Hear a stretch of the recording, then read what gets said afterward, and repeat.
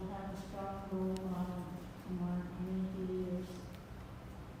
As I end my prayer, I ask that you take us safely home to our destinations throughout this day. We say all these things in your name. Amen.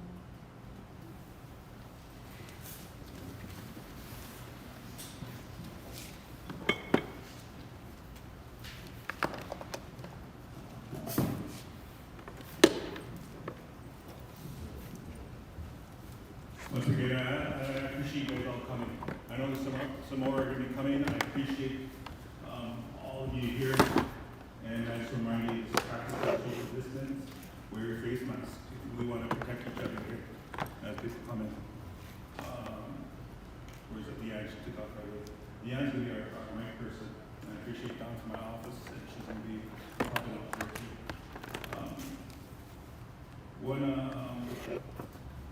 But you know, Madam Vice Chair will be here. She's not feeling too good, so she's excused for today. So there's a bug going around. Not COVID, but there's a little stomach bug going around. People get sick. So with that, we're going to go to our opening introduction. Myself, Dr. Hopkins Jr., Dakota, Sioux, Mazda, Madam Vice Chair won't be here. I got Madam Secretary, Myrna Thompson, if you could give a lead. You want me to. We got a little big man out there. Where's Dallas? Who's Dallas? Oh, you took off. You know what I was going to say something. We got Mr. Louis Johnson representing Buffalo Lake over there. If you're here to have Louis, don't say anything about you because you're out there. So show your respect. Who else is council? We got Curtis. Where's Curtis at? Is he? Louis, what's going on? Yesterday we had a meeting over at Dakota Magic. Louis, we left the Dakota Magic before Louis did, and Louis beat us over there because we had to stop him at Junior Kirk's house, and we all knocked on his door. Had to wake him up already. The meeting was at, what, 10 o'clock? So he showed up like 5 minutes later. He made it. Who else is here from council? Dallas had it out on me still. That's it? Okay. I'm going to turn over to Will. He can introduce planning, and we'll just go around representing DCA. Any DCA members? Okay. We'll introduce you guys too. Crystal. I got stuck in that storm. My daughter, she went to Chicago, and they came back late, and it was storming, and there was a lot of snow, so she made it as far as in front of Crystal's house. And she was recording. She was recording me, and that heart attack snow, and my mom sent me that video, and I couldn't stop. My daughter was watching it, she couldn't stop laughing. She said, "The heart attack snow." But I fell, and I was treating my son. He's 24 years old. Very smart, but he's not really not good at that stuff. So I was kind of treating him on. You gotta learn all this stuff. It's good that I fell and hurt my knees. Didn't have to trying to climb under that. So that was a good laugh, Crystal. I tried to get that car so you guys could all go over it. There's a big man out there. He put his ponytail on, so there's Dallas Owen back there. Dallas, raise your hand. He's representing Dakota. Dallas Owen, we got Curtis.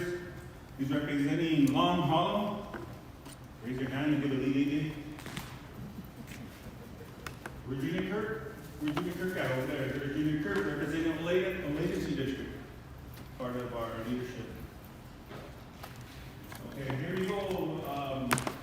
The attitude, you're being the right person, so be trying to hide. Can you go around with the mic and starting with the I'll start over here with our money people over here representing the vice chair's office. Very important part of our leadership is the vice chair Vice Chairwoman's office, but she's the money person. And whenever it comes down, we always look at her and say, we have anything in our budget to do that, to make that decision, so. Go ahead. We're just good introductions. Morning, I think most of you know me, but if you don't, I'm Greg Bennett, I'm the CFO for the tribe.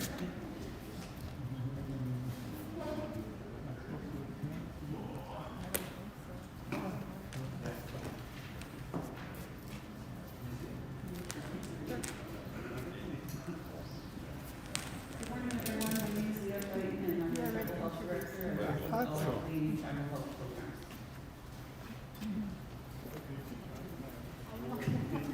Good morning, everyone. My name is Crystal Owen, and I am a district chairperson for Dakota District, and also the community planner for the family department. Good morning, everybody.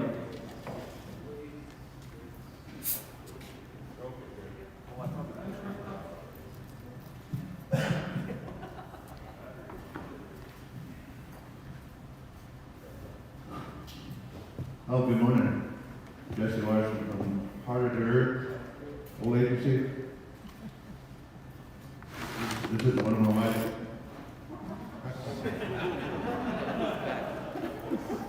Hi, everyone. I'm Terry Larson. I'm the COVID EFA coordinator.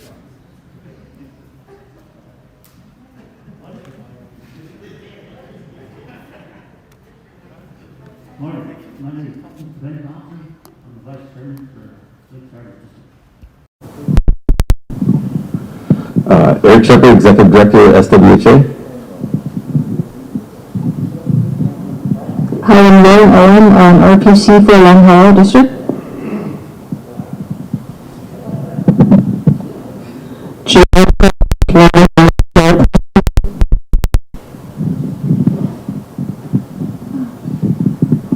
Good morning, Helena Labat for RPC for Haripa.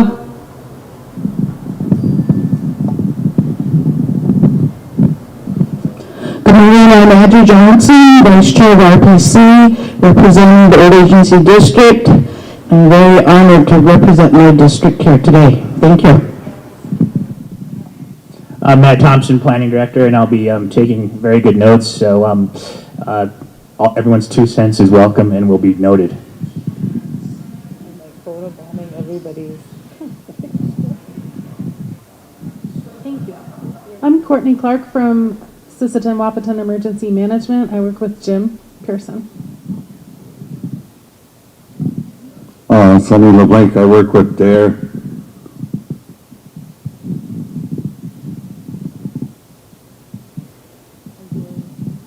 Hi, I'm Jerry Eastman, Tribal Realty Manager. Everybody knows me. Good morning, Floyd Kirk, Old Agency Council Representative. Good morning, I'm Lynn Halbert, represent Big Coulee District. I'm chairperson. Susie Amos, Big Coulee District, Rep.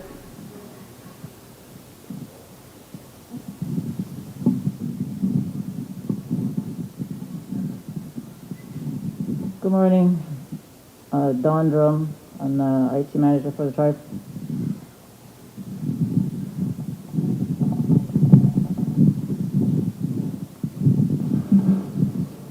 Before I turn it over to Mr.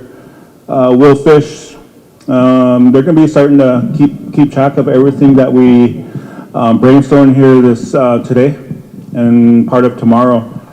I was going to ask Dr. Lane Azure from the school, because when we went to Flandreau, he developed a book, all our ideas, he combined it into a book, and it was really great work that he did. And I hope that happens when in these planning stages, that when we go through this, that happens, so we could share that to our district membership. All those steps and where we categorizing our plans and stuff. So I'm hoping that's going to be happening here. Hoping that there'll be other planning sessions too. With that, I'm going to turn it over to Will Fish from Planning. Good morning. My name is Will Fish. I'm an economic development planner in the planning office. From what we know for right now is that there's $20 billion that are going to be coming down to tribes. Direct funding right from the Department of the Treasury within the next 60 to 90 days. And they're calling it the American Rescue Plan Act. This is a direct response to the COVID-19 pandemic and the negative impacts that it's had on our communities. 2 is to provide premium pay to essential workers throughout our casinos, tribal entities, replace related lost revenues that are necessary to support our tribal government and the services that our tribal government provides, and also to make the necessary investments in water, sewer, and broadband. Those of us that work in old agency or who have been in old agency, we all know that it's a good time to especially look at water infrastructure. What I would like to do from here to close to 11 is do group brainstorming and come up with ideas as a group. I know this sounds like 3rd grade, but maybe if we could count off in 1 through 5 and just have 1, 2, 3, 4, and 5. Sit down as groups and discuss what each one of us wants. You know, there's a great group here. We have members of RPC, members of DCA, Tribal Council. Collaborating those ideas will definitely assist in what Mr. Chairman had mentioned is to create a report for all of us. What's most important? Is it economic development? Is it water structure? Is it broadband? Is it assisting individuals or essential workers? So could we, Mr. Chairman, you want to start counting? 1. Yeah, 1. Madam Secretary?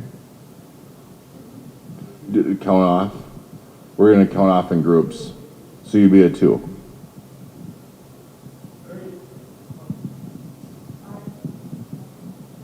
Gary? No, 1. Groups of 5. Groups of 5. Groups of 5.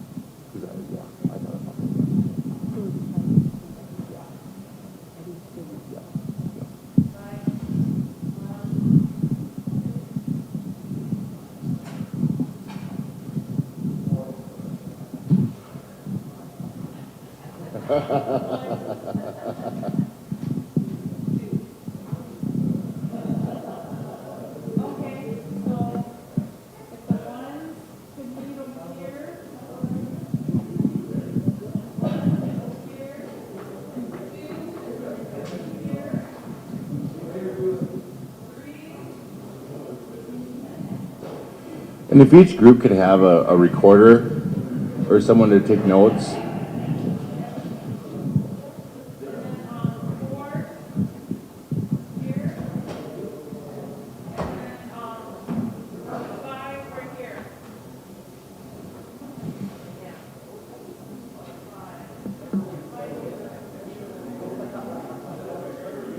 What's this?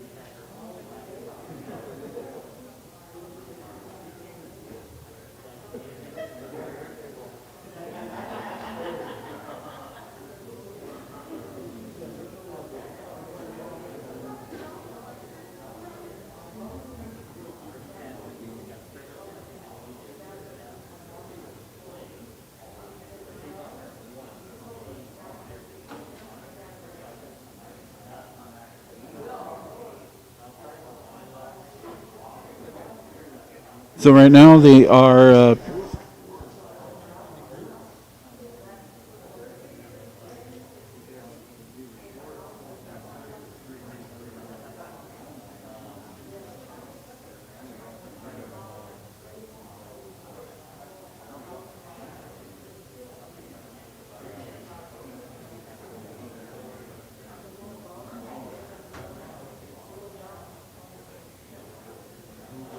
we're live.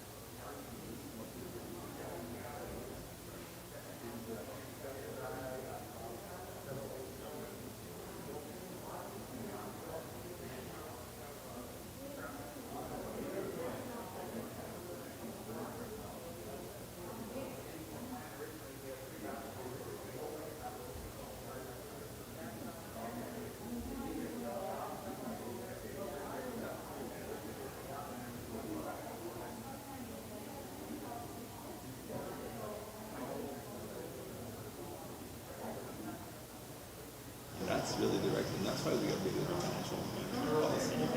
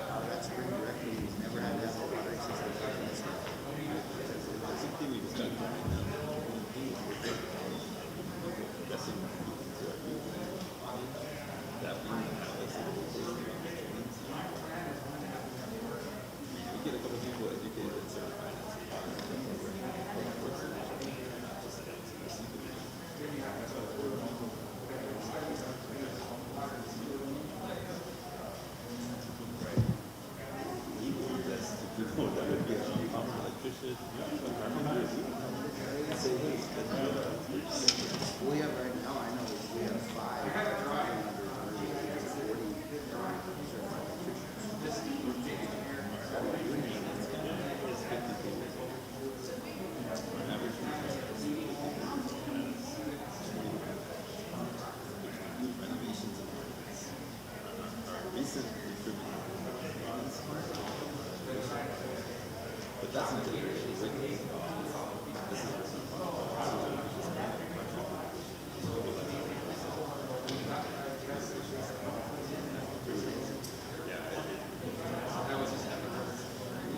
pretty capped on 30%.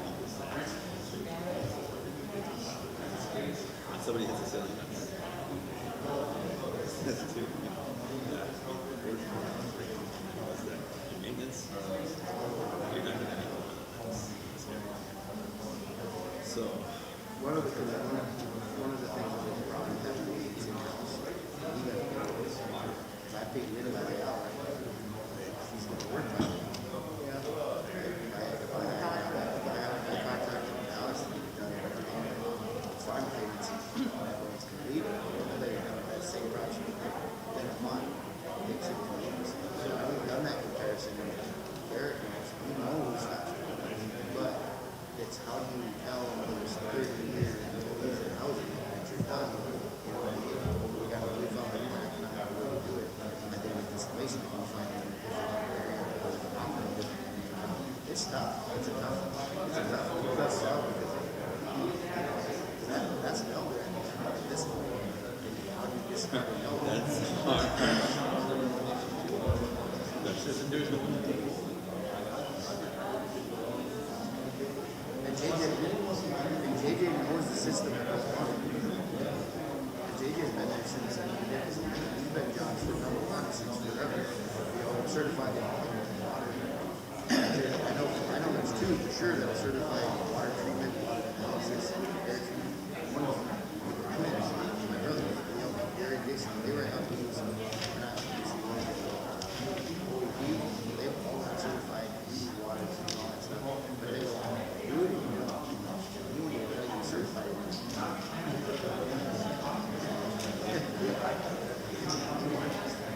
That's Jason.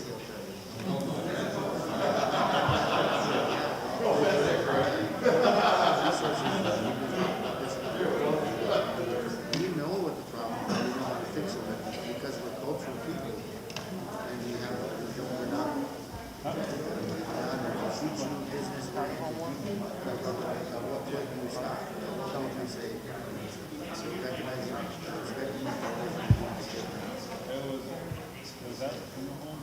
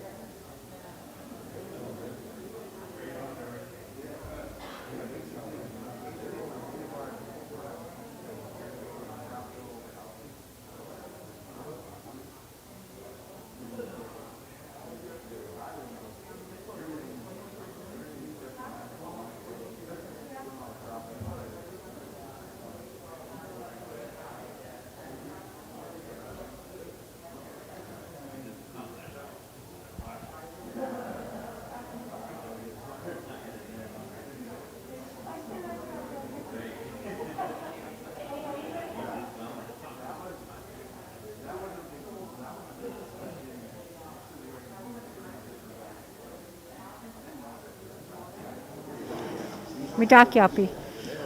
Chante washte na pechiuza pa. My relatives, I greet all of you with a good heart this morning. We are here at Dakota Sioux Casino and Hotel Convention Center with the Itanchas. Our vice chair, our chairman is here, our secretary. We have members of the Reservation Planning Commission. We have our tribal council members. We have RPC Planning, District Chairman's Association. So Itancha called everybody together so that we can talk about the CARES Act funding. Part 2 is coming. We're reportedly, somebody reported, maybe we're going to get 20 million or maybe we're going to get 30 million. So we're not sure yet. We might find out more today because this is all kind of in the planning stages yet from the federal government. So CARES Act Part 2, the money is coming down, and what is our Oyate going to do with these funds? There's many, many needs. So if you look around the room, we have a lot of ideas. Oh, we have housing here too. Eric from housing is here. So I'm just trying to, as I go around the room, because there are quite a few people here today, and we're talking about what we're going to do with the CARES Act. As I walk around the tables, I can hear a lot of good ideas.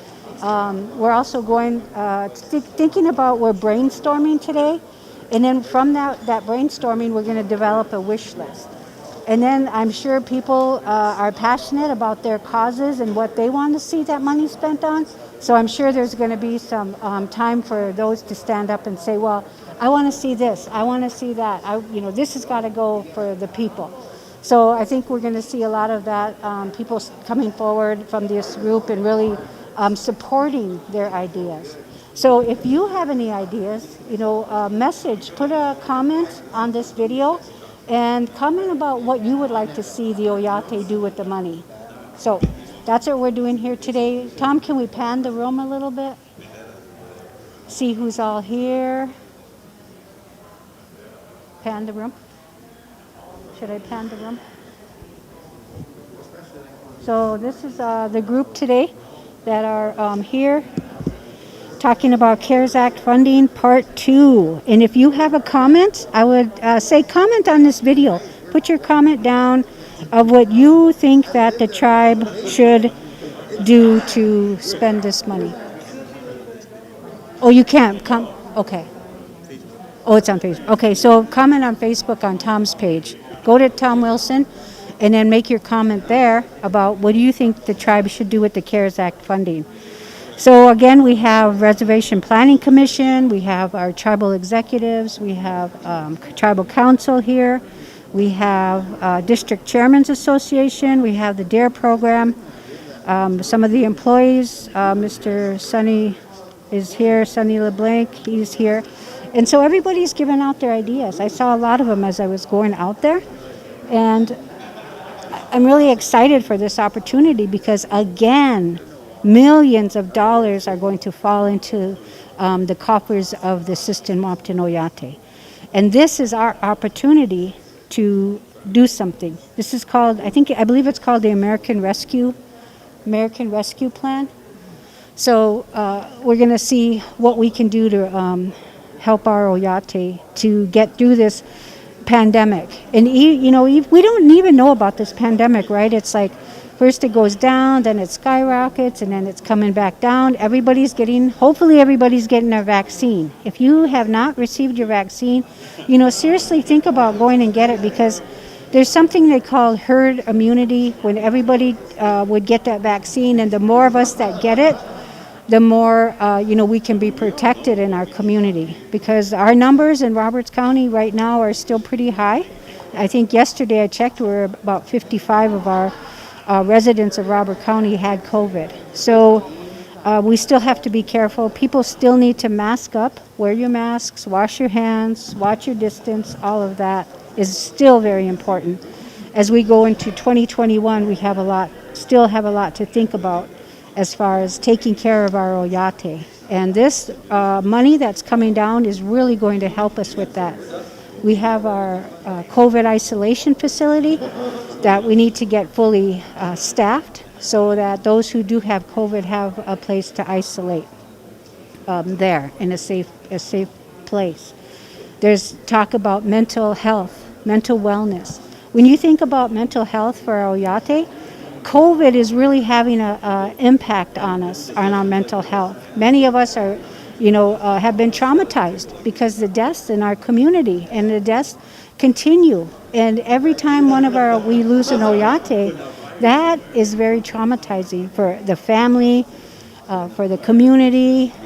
And so our mental health, our kids, my son hasn't been in school for over a year, and I think some of you too haven't, the kids haven't been in school. So it's really getting kind of scary with all the things that we're dealing with, and especially our children are dealing with. We need more counselors who are going to be prepared in a good setting that will be able to be there to help do counseling. Maybe telehealth, if we can have more people going for telehealth. And maybe you can have telehealth right into your own home. So there's a lot, today's an exciting day. There's a lot to think about. And I think pretty soon they're going to be done with this. We're scheduled for brainstorming until 11. And right now it is almost 10. So we still got an hour to go on brainstorming. And then we're going to move into the developing a wish list. And let me tell you, there's all kinds of wishes. I've got water. We need infrastructure if we're going to build any more buildings at Agency Village, if we're going to continue to operate the buildings that we already have, we need water because water's important. Water's sacred. So we need that to operate. And so I guess I'll sign off here. Or Tom, did you have any questions? Anything? Okay. Yep. A link. Okay. Yeah, so Tom posted a link to this YouTube page and also on Facebook. You can go to Tom Wilson and you can go on his page and you can leave your questions there. And throughout the day, because we're going to be here all day, on the link, post your questions on that link. We're going to be here all day, and this planning is going to be happening. Everybody's coming together, putting their minds together, and we want to include you on that too. So we're giving you the opportunity to post your comments on the link to this YouTube channel, and we'll read those comments as they come in, and we're going to sign out, and then we'll sign back in and give you another update, and then plus we'll have your questions. And if you post them, I'll write them down and include them in our group discussion so we get your input in there. Okay? All right, thank you. Thank you, Tom.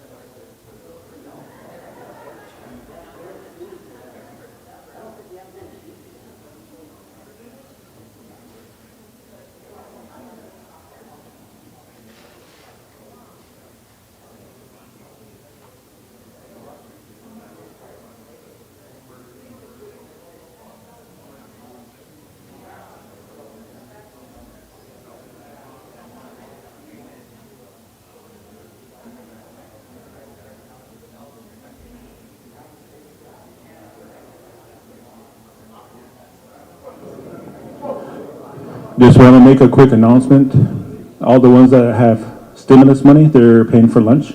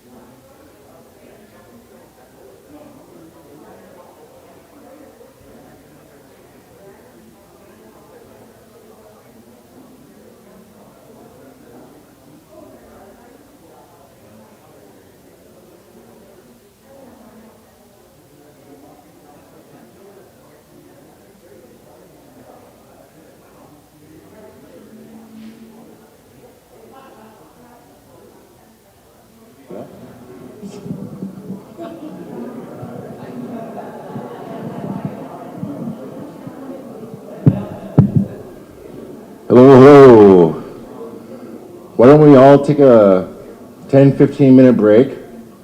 And then when we come back, we're going to have a short presentation by Terry Larson. And we'll have a call-in with Mark and Steve. Thank you. And good morning. They're still in the groups. They're going to take a break here, as Mr. Fish said. And we are have those questions that were posted on the Facebook page. So those will be addressed. So that'll be coming up when the time is right. So those questions have been jotted down, and they will be asked coming up. So thanks for tuning in. If you're watching on a live stream, or if you're watching on the YouTube, or if you're watching on Venture 390, this is a council session down here at Dakota Sioux for the COVID money.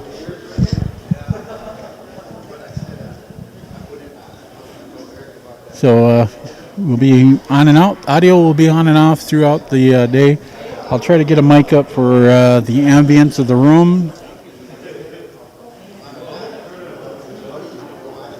And they're going to take a short break, and then we'll be back.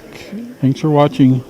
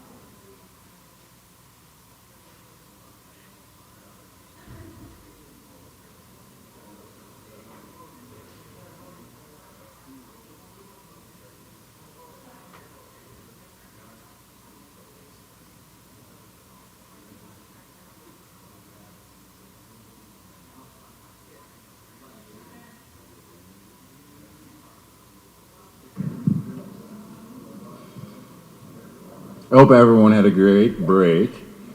Right now, what we're going to do is wait for the Zoom call with Mark Van Norman. Should be happening here within the next 3 to 5 minutes.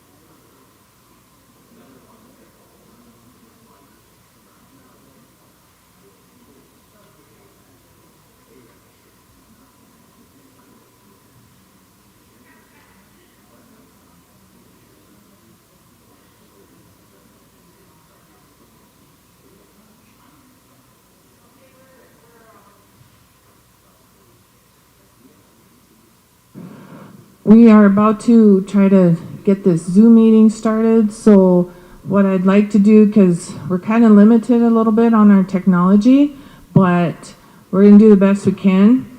So any questions that you have for Steve and Mark, I would ask that you write them down and give them to me so that I can ask them during his discussion. If you don't feel like you didn't get your question asked, just let me know, but give me those questions, okay? It's scheduled to start at 11, and Zoom is only 40 minutes, but we may be done sooner than that. I don't know. We'll just take it as it goes, okay?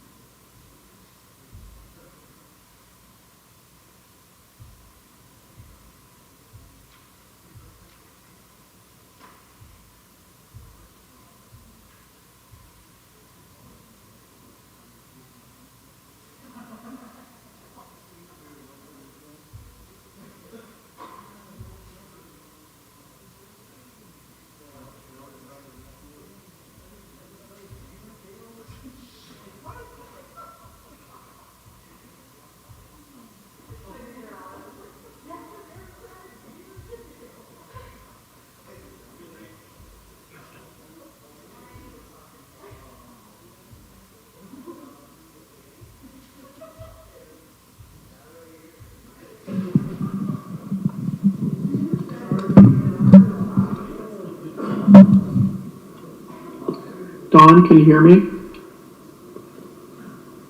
Hey, Mr. Gunn, this is Delbert. Can you hear me? Yeah, I can. Hi, Mr. Chairman. Hey, Mr. Gunn. We got the leadership here, and we got housing director. We got a lot of the movers and shakers in our community that are present. Okay. And the representatives of each district, and also we got council and the execs here. Okay. And also too, you're gonna be televised too, so we gotta be transparent as possible for our community members. So you might have questions coming from the community as well too. So.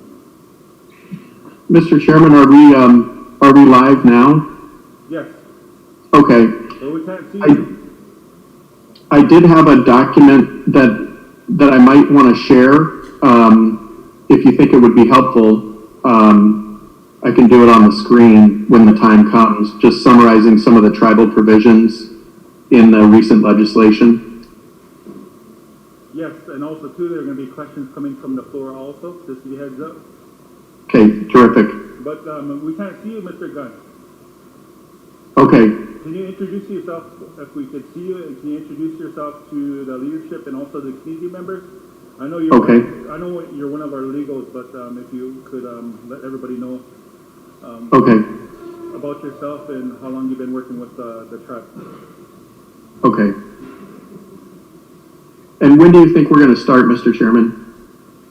We're waiting for Van Norman. Okay. Well, as we wait for Van Norman, you could still introduce yourself and huh?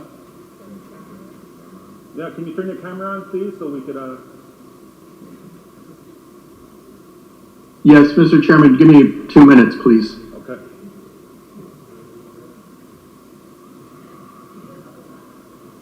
What did you say?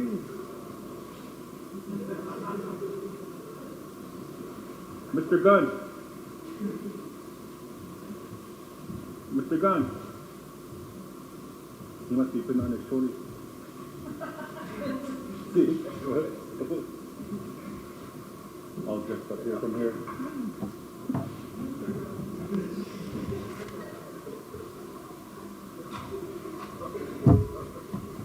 I think it's in there anywhere.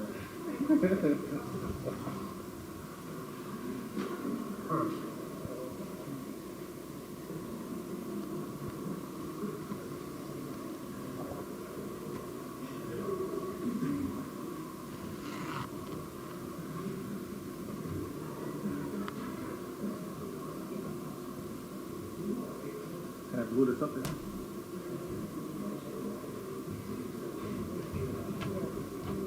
Can I glue that up like that? Put it in the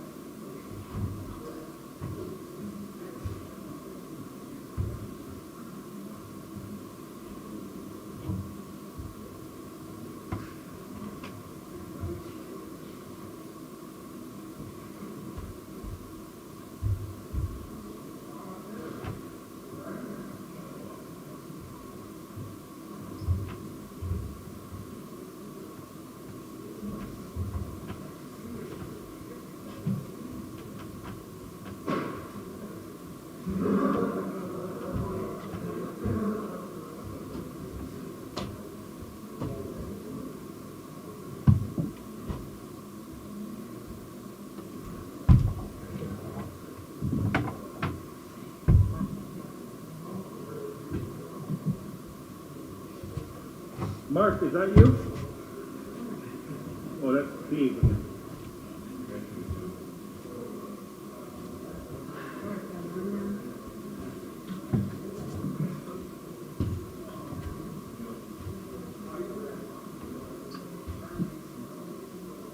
Hey, Mark, you available?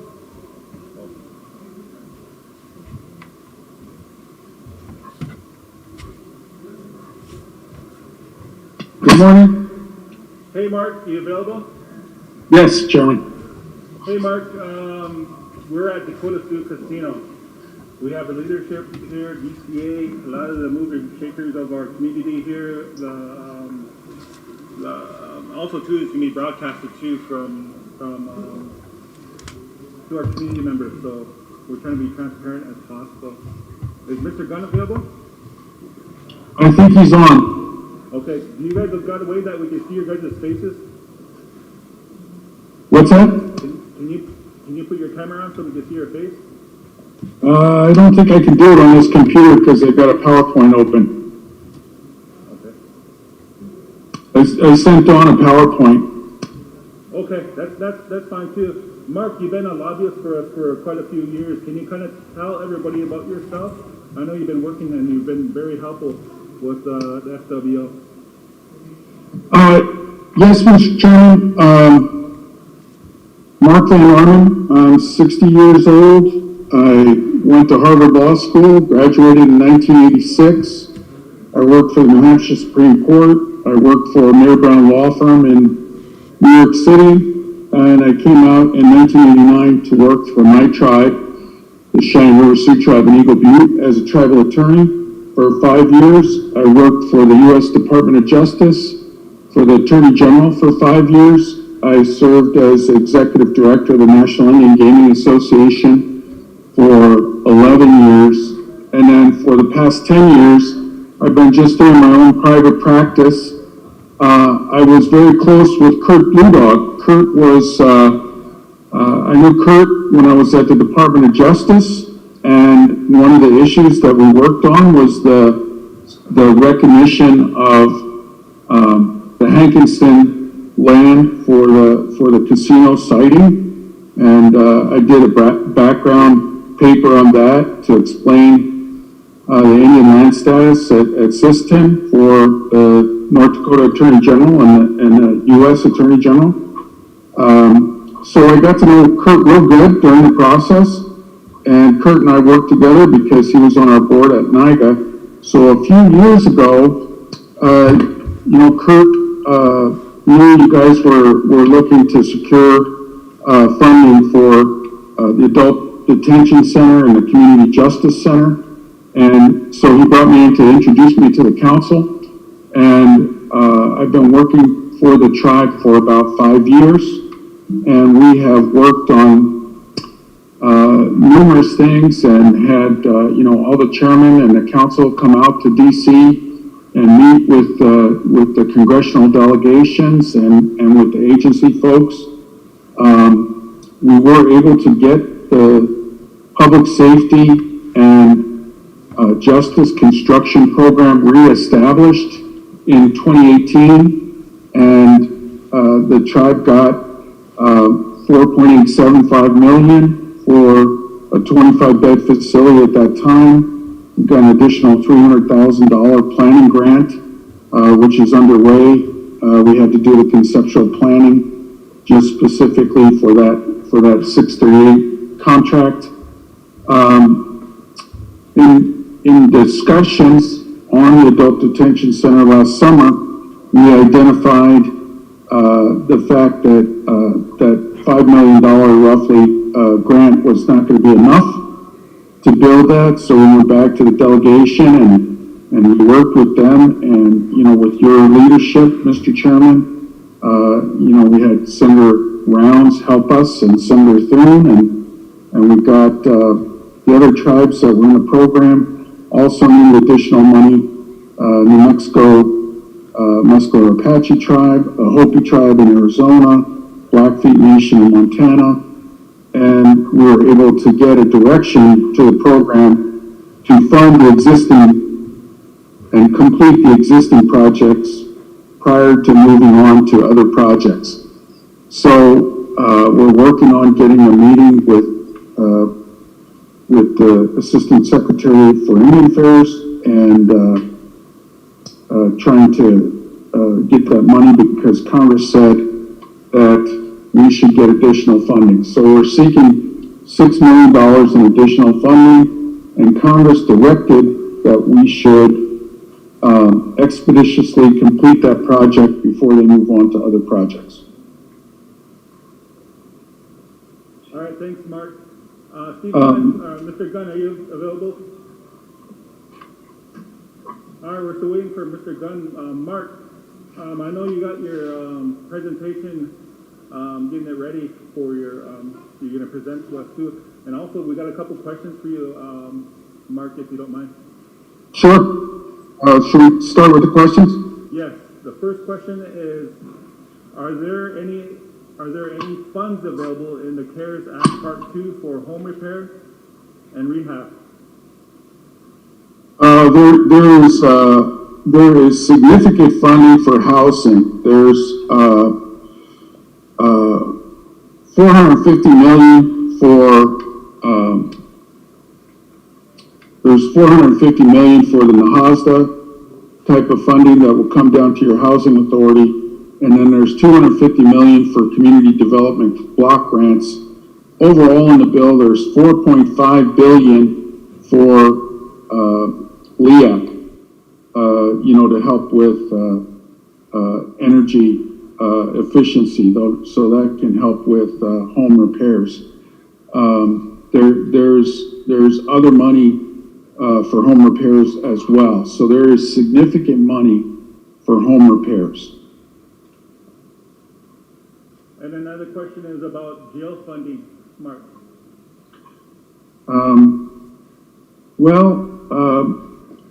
Going back to the December bill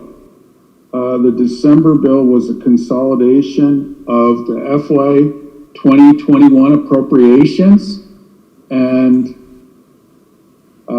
the $900 billion coronavirus relief fund.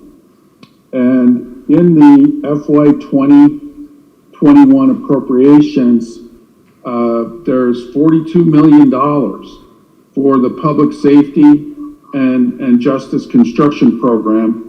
And that's the program that we helped get reestablished in 2018. And from among that,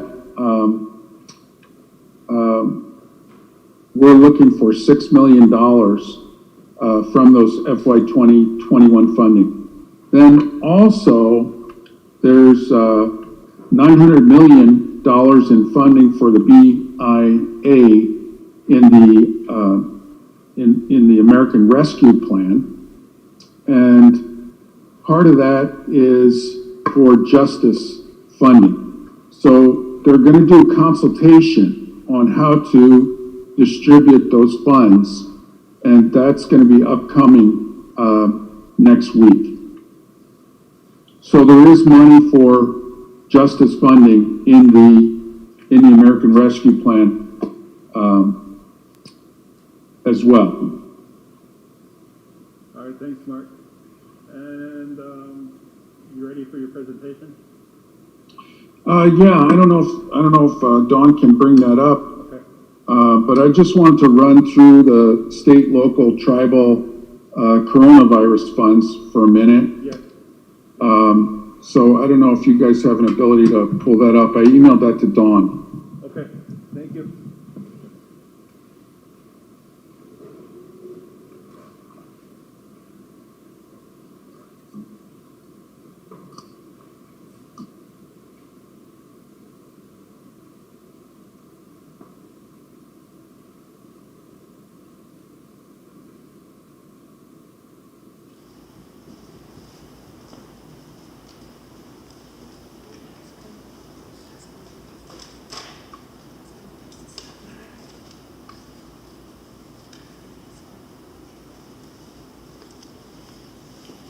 Say, Mark, this is Will Fish from the planning office.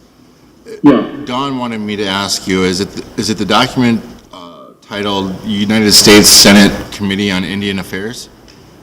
No, I just sent her one that's called American Rescue Plan. It's a PowerPoint. Can I send it to you? She's on her email right now. Okay, it's the top document if she wants to do that one. And then if we could put that other Senate one in the line, we could go to that second after we do the American Rescue Plan one. Sure. Which is a little PowerPoint. Do you have your email there? I'm sorry? Do you have your email there available? Should I email it to you as well?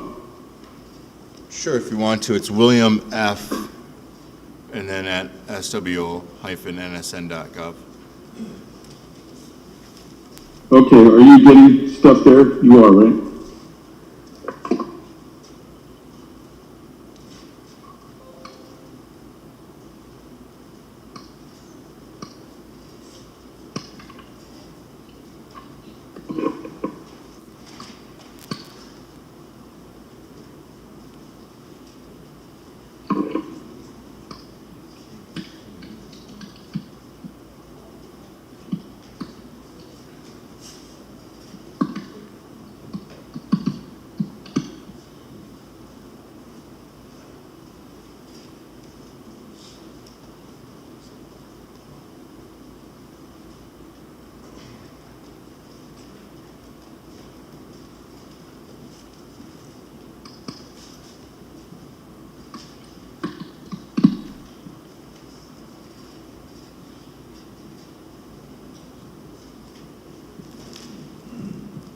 Mark, Yeah. to save time, can you just start your presentation while they get it? They're working on it to get that up for you, but to save time, can you just start on your presentation? They don't have a PowerPoint yet. Okay, well, we could talk just generally about the background.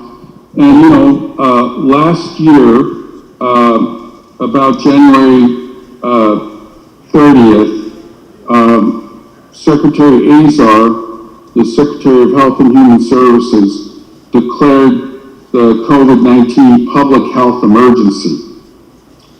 And then March 13th last year, President Trump declared the COVID-19 national emergency and made it for the whole government.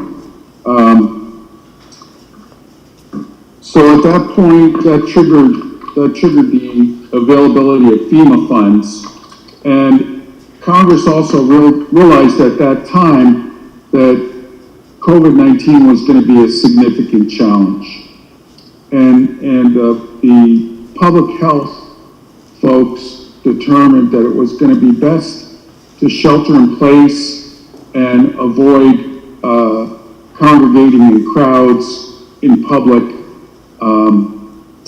And the stock market fell precipitously. So in light of that, Congress was working on a coronavirus relief bill, and the Senate had done their bill, and the House was working on their bill, and so just around the middle to the end of March, and they set up among other things, they set up the CARES Act.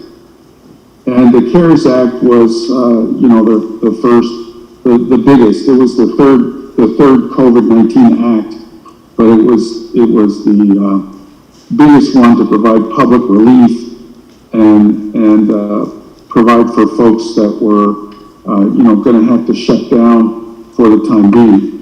So we had significant funding in there. We had SBA payroll protection, paycheck protection program funding, and we had the coronavirus relief funding for state, local, tribal governments. That paycheck protection turned out to be in the initial funding about $350 billion. And so we were pleased with that because it included any tribal business. Then we ran into the situation where SBA put in place a limitation that said if you had a tribal business that made 33% or more of their revenue from legal gambling, that it was not eligible. That limitation was not in the statute, so Mr. Chairman, System Wapton worked very hard, and we got that provision reversed, and we got support from Senator Thune, Senator Rounds, Senator Hoeven, Senator Kramer, Congressman Armstrong, Congressman Johnson. We teamed up with other folks throughout Indian country. Ben Ray Lujan from New Mexico helped out. At that time, he was the Assistant Speaker of the House, working closely with Nancy Pelosi. So we also worked with Nancy Pelosi and did a coalition of about 70 members of Congress. And we got that reversed so that small gaming was eligible under Paycheck Protection, and Sisseton's 3 facilities were eligible to get relief there. In the state, local, tribal government coronavirus relief funding, on the Republican side of the aisle, the administration had recommended $500 million in funding, and Nancy Pelosi recommended $10 billion in funding in her proposal. And we at Sisseton and with our other sister Sioux Nation tribes worked hard to make sure that that money got into the bill, and Congress didn't do the full $10 billion that Speaker Pelosi had proposed, but they did $8 billion for tribal governments. From among that money, Sisseton got roughly 24 or 25 million. In that act, there was also BIA funding, and it was about $475 million in BIA funding in last year's CARES Act in March. And from that money, I think Sisseton got about $2.5 million, roughly. So as we're looking to this, and this is in this little PowerPoint, whenever we can pull it up, in the new bill, the American Rescue Plan, Congress largely did it along partisan lines, and the Democrats control the House, and Speaker Pelosi is the leader for that, and the Democrats control the Senate because it's a 50-50 Senate, and if, in case of a tie, the Vice President, Kamala Harris, breaks the tie. So on their committees, they have 50-50 committee allocation because it's so close. But then what they do is if they're in case of a tie, the legislation moves forward out of committee to the floor. So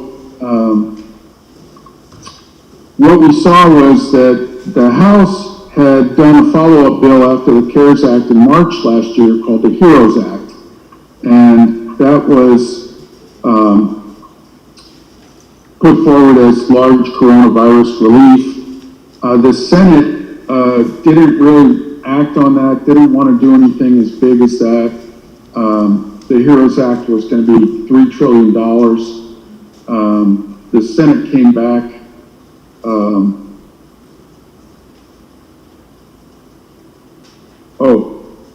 I'm sorry, I guess I'm taking too much time.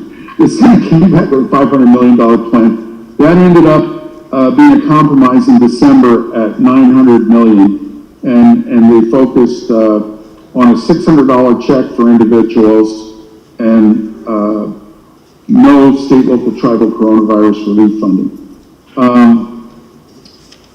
Mr. Chairman, I think Dawn is letting me know that you only have 40 minutes of Zoom time. I think even though they let you know that, they'll let us carry it on beyond. That's fine, Mark. Because they put that out there to try and get you to sign up to a higher plan. But I'll try and pick up the pace. So Biden said we're going to do $2,000 to individuals from coronavirus relief. So in the American Rescue Plan, they have $1,400 checks. And so those are already forthcoming from Treasury that we've heard of. And people are starting to receive that. Is that what you're hearing at Sisseton? You're starting to receive the $1,400 checks? Yes, actually, the one that received. Good. So then here's our state, local, tribal coronavirus fiscal recovery fund.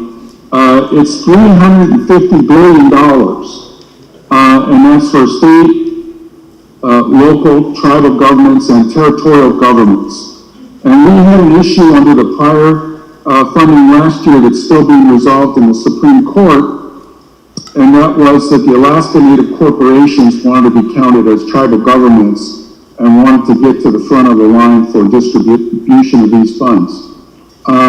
We were largely successful in pushing that back, and from Sisseton and from the Great Plains, we played a strong effort to stay. Indian tribes are inherent sovereigns. Tribes should be defined by reference to the Federally Recognized Tribe List Act. So this go-around, the funding expressly says that. It's the Federally Recognized Tribe List Act, and that includes Alaska Native villages as tribal governments because they are on the list, but does not include the Alaska Native corporations. From the $350 billion, $20 billion is set aside for tribal governments. The way that's going to work is the funds will be available until December 31st, 2024. For the uses of tribal government, coronavirus fiscal recovery fund, it says the funds can be used to respond to the public health emergency or its negative economic impacts, including assistance to households, small businesses, and nonprofits, or aid to impacted industries such as tourism, travel, and hospitality. And B, it can be used to respond to workers performing essential work during COVID-19 public health emergency by providing premium pay for workers for state, local, and tribal governments that are performing essential work. And then C, for the provision of government services to the extent that there was a reduction in revenue for such state, territorial, or tribal government due to the COVID-19 public health emergency relative to revenues collected the prior year. And D, to make necessary investments in water, sewer, or broadband infrastructure. So these uses of these funds are a lot more flexible than we were under the $8 billion. And if we think just by an algebraic formula that last time when it was $8 billion set aside and the tribe got $24 million, the $20 billion set aside is roughly 2.5 times that. So you might look to receive, around $55 to $60 million. Okay. Sisseton did weigh in on this use of funds, and we did ask that the eligible tribal governments be restricted to Indian tribes on the list of federally recognized tribes, and we did ask that they recognize the economic impacts and economic disadvantage that we face, and it is a factor that makes us vulnerable in this national public health emergency. So they did include assistance to households. That's going to help us, small businesses and nonprofits, and the hospitality industry will cover gaming. Now, on the allocation of funds, the Act directs that $1 billion should be allocated among the 574 tribes, $1.74 million per tribe. And then $19 billion should be allocated according to a formula established by the Secretary of the Treasury. So we went through this last time, and we wanted to use tribal enrollment numbers rather than Indian Housing Block Grant, but they had a lot of influence from the Alaska delegation because Senator Murkowski was serving as chair of the Interior Appropriations Subcommittee in the Senate.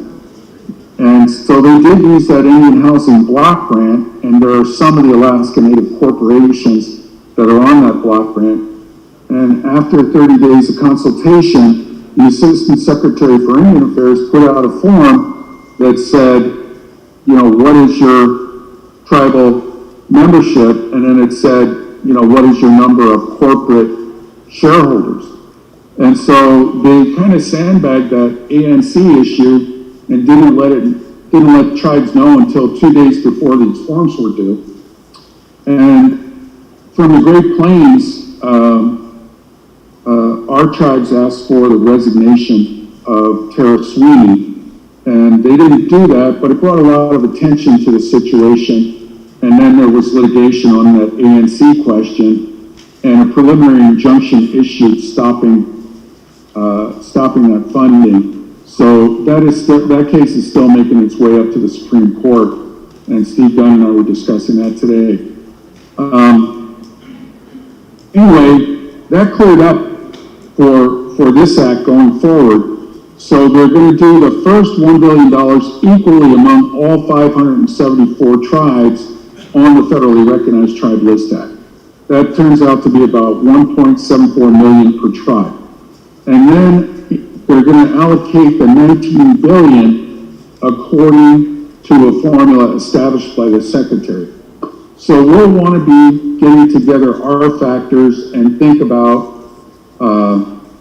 using tribal enrollment. And the BIA kind of signaled that they want to use tribal enrollment because they sent out a form requesting a report on tribal enrollment. And they're going to have a consultation on these issues on April 1st.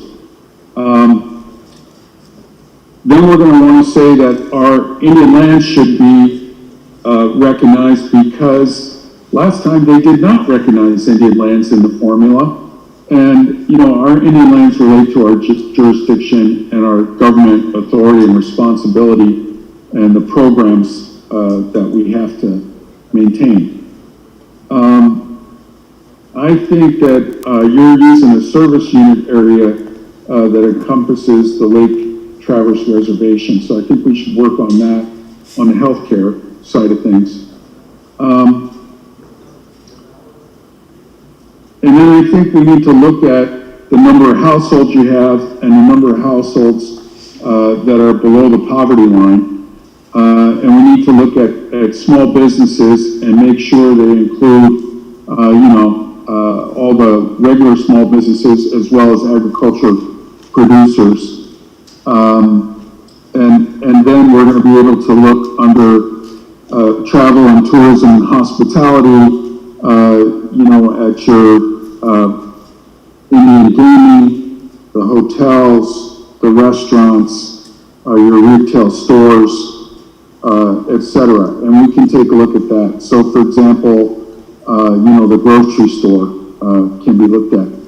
And we're going to have to put together this paper on the formula and ask for allocation in a way that would recognize the needs of Sisseton Wahpeton. That's all going to come up pretty quick, and that's the consultation on April 1st, and they'll be calling for written comments after that first consultation. The deadline for distribution of funds is the Secretary of the Treasury. The Secretary of the Treasury is directed to distribute funds within 60 days after the enactment of the Act. And then they're going to, the Act was signed on March 11th, so it's going to be somewhere around May 10th when we're supposed to have those funds out. As you can see from the individual checks, the Biden administration has been very quick and the Treasury's been very quick to get out those funds. So we don't know exactly how much funds there are, but as I mentioned, we do know the pot is 2.5 times as large as it was from last year's distribution. So we can think somewhere between 2 and 2.5 times as much funding. So maybe in the neighborhood of $50 to $60 million in CRF funding. if you wanted to be conservative, you could budget for 50 million. You can start drawing down some of the funds now in terms of working on credit with your bank or using the tribal general fund, and you can get reimbursed through your fund if you have COVID response that you're doing now. There's also a possibility of a transfer of funds. Tribal governments can transfer funds to a nonprofit, and they have a definition in 42 U.S.C. 11-360, and that basically is a nonprofit organization that has a voluntary board, that has an accounting system, that has a fiscal agent, and that is non-discriminatory in its operations.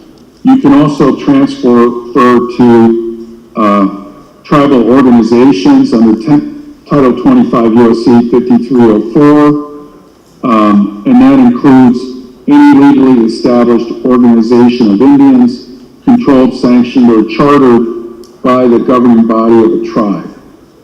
So you can use your subordinate tribal entity to carry out the functions. So, for example, if you're tribal nonprofits or different corporate entities that you have.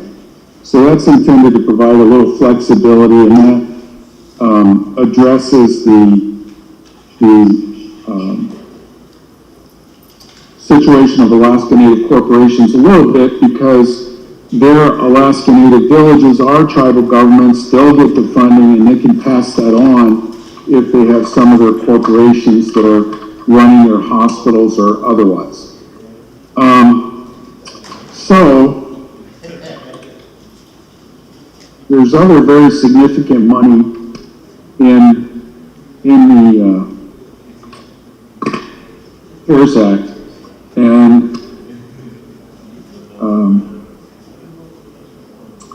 there's Coronavirus Capital Projects Fund and $10 billion for states, territories, and tribal governments.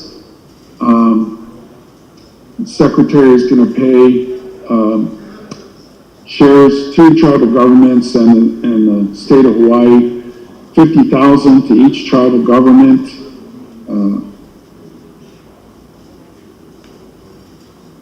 Deadline for that is 60 days. Local Assistance and Tribal Consistency Fund, they're putting $2 billion in payments. And, we did ask them to recognize the long-term endemic poverty that we face. And these payments that'll come out in 2022 and 2023 can take into account the economic conditions of each eligible county or tribal government.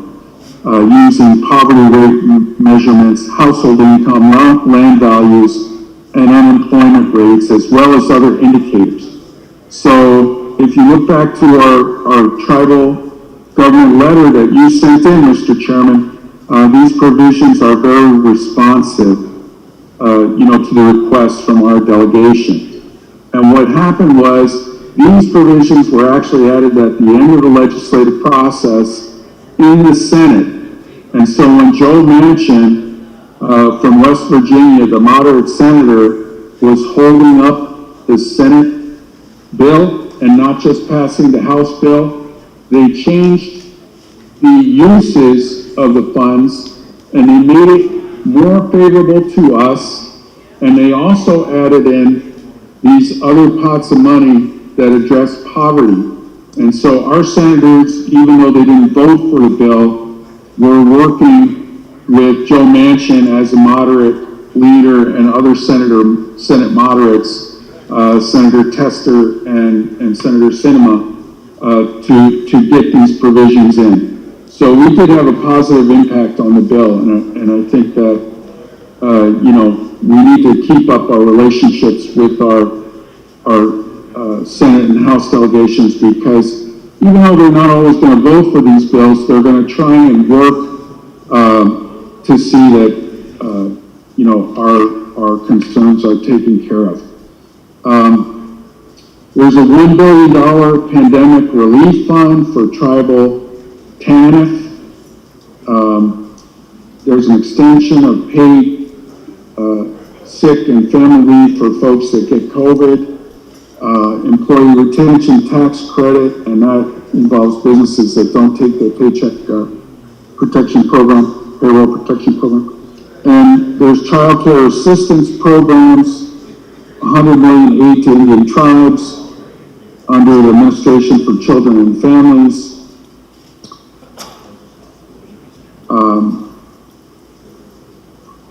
There's agricultural nutrition and forestry. There's aid to support disadvantaged farmers, and that includes Native American farmers. So we're going to have to consult with the USDA and work with the USDA on that to make sure all our folks are relevant, are engaged and have the relevant information. That's what you've heard about with the Black Farmers Program. So when they talk about the Black Farmers Program, that's the socially disadvantaged farmers program. And roughly because of their numbers, the black farmers probably are likely to get half of that, and it's the $10 billion program. But Native American farmers will get a significant part of that. So that'll be very important. There's more money for SNAP. There's more money for child care and child development block grants.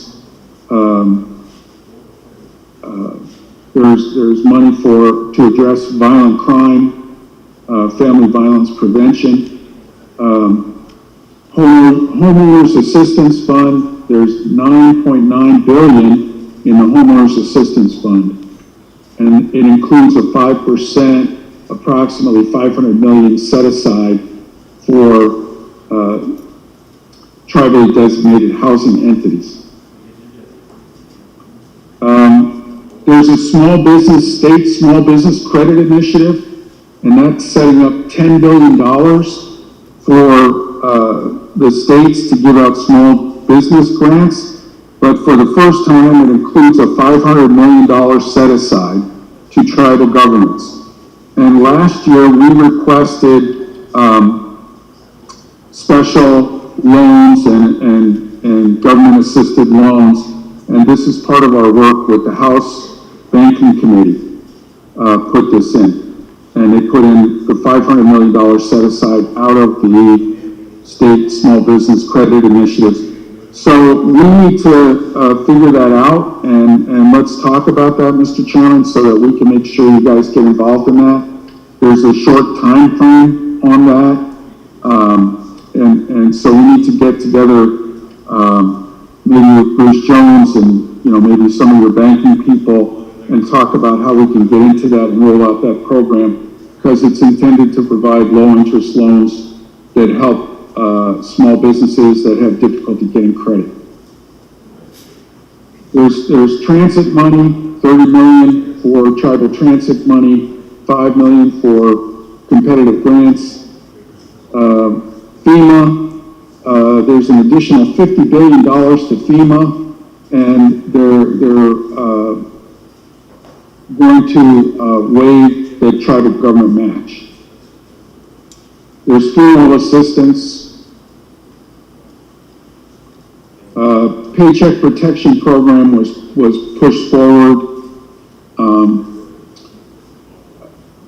with additional funding and continuing the program. There's $28 billion for restaurants. Your restaurants can qualify as different individual businesses to cover your restaurants. There's $7 billion for school connectivity. There's $900 million for the BIA, and we have to figure out how that's going to be spent, and we're going to consult with them. As I mentioned in the last year's bill in March, it was $475 million, and I think you guys got about 2.5. So you can think if it's double that, you might get more out of that. There's over $6 billion for the Indian Health Service, and I know Leah Fighton and some of the other folks got on the call yesterday with IHS. There's $2 billion for lost reimbursements to the third-party collection system. $500 million for additional healthcare services through the PRC program, $140 million for technology, $600 million for vaccines, $1.5 billion for diagnosis and tracing and mitigation efforts, $240 million to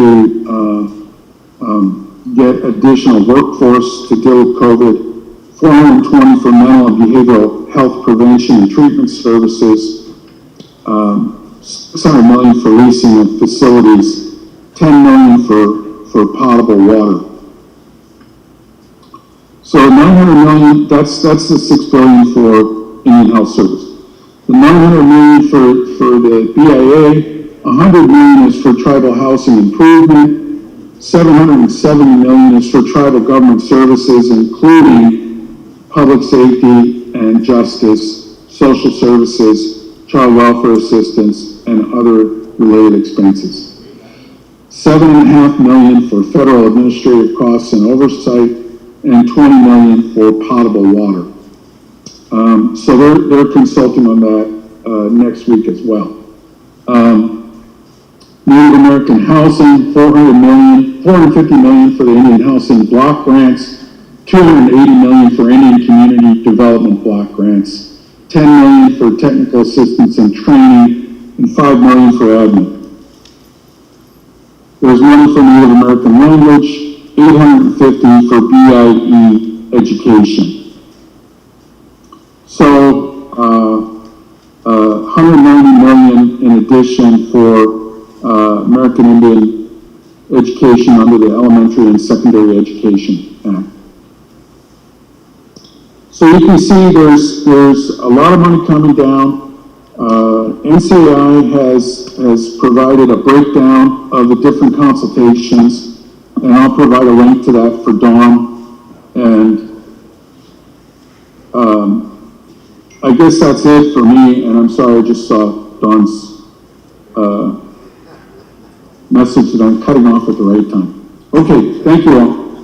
If you have any questions, I'm happy to answer them now or after lunch.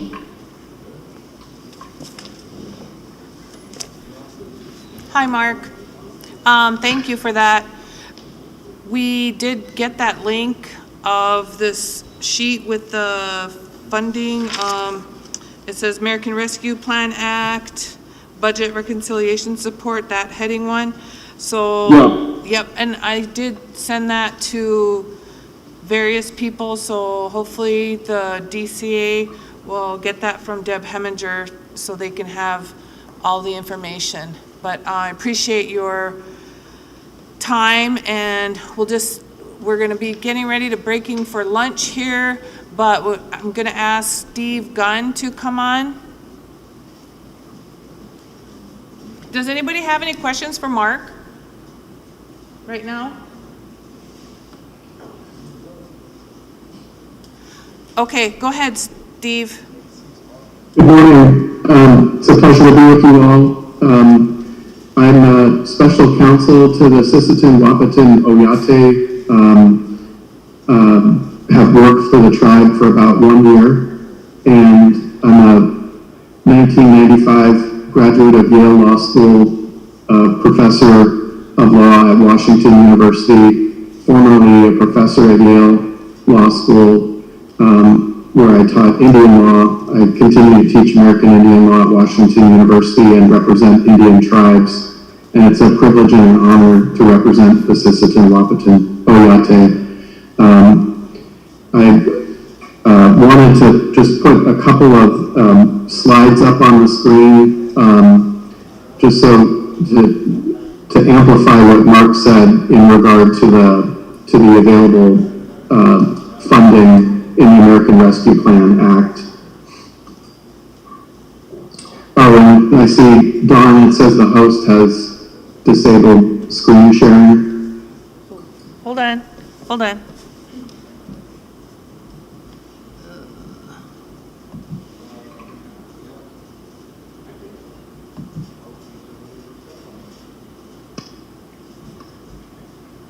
Does that work? Okay. Yeah, that'll work. Are you able to see that now, Dawn, the PowerPoint? Yes. Okay.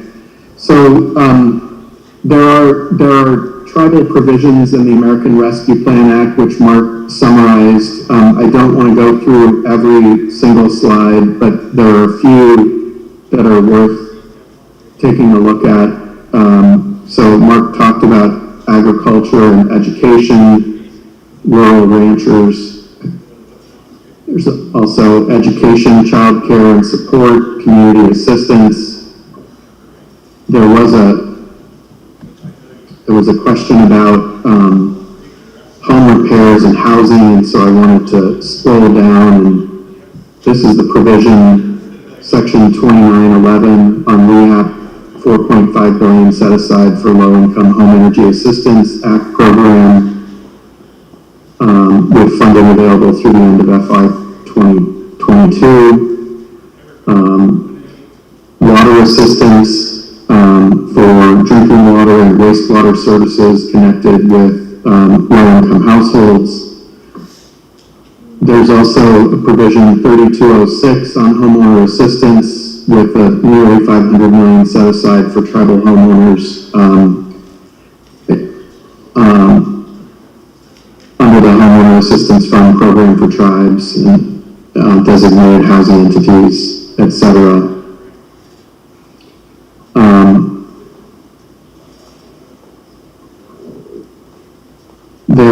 And I want to skip this just for a minute, I'll come back to it, but there's also under the American Indian, Alaska Native, and Native Hawaiian provisions, specifically Section 11.03.003, Housing Assistance and Supportive Service Programs, additional set aside for housing. There are a couple of provisions that I wanted to go back up to. One is 3301, the State Small Business Credit Initiative, with 500 million set aside to tribal governments. And we're going to need to work with the tribe. There's a April 11th deadline for applications to participate in that State Small Business Credit Initiative. And then, of course, the Section 9901 is the coronavirus state and local fiscal recovery funds. And I wanted to just take a look in a little bit more detail on what the tribe can use the funding for. And Mark gave you an idea of the kind of dollars the tribe might expect to receive. We don't know if they'll use the same allocation formula that they did in the CARES Act with the Coronavirus Relief Fund, and will participate in the consultations concerning the allocation criteria. But we do expect there will be a substantial amount of money, and so these are the permitted uses under the new legislation, with the use of funds by December 31, 2024 in all cases. And the first is to respond to the public health emergency or its negative economic impacts, including assistance to households, small businesses, and nonprofits, or aid to impacted industries such as tourism, travel, and hospitality. And what's similar to the CRF is to respond to the public health emergency, but what is unique is allowing tribes to respond expressly in the legislation itself to the negative economic impacts of the public health emergency, including areas described. There are 4 uses of fund, A, B, C, and D, so that's A. B is to respond to workers providing essential work during the public health emergency by providing premium pay to eligible workers performing essential work, or by providing grants to eligible employees who have eligible workers who perform essential work. And we're going to be looking at Treasury guidance on how they're going to define terms like premium pay and essential work and eligible employers. C, provision of government services to the extent of the reduction in revenue of the tribal government due to the public health emergency. And D, to make necessary investments in water, sewer, or broadband infrastructure. And those are some of the statutory permitted uses. And again, we'll look for Treasury guidance on any further clarification on those. And like Mark, I'm happy to answer any questions you might have.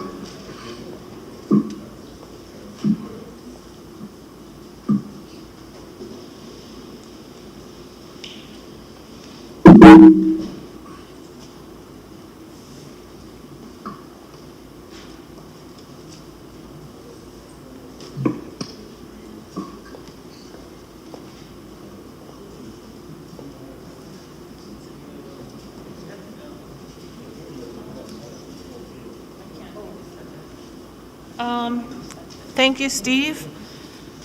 Does anybody have any questions for Steve at this time?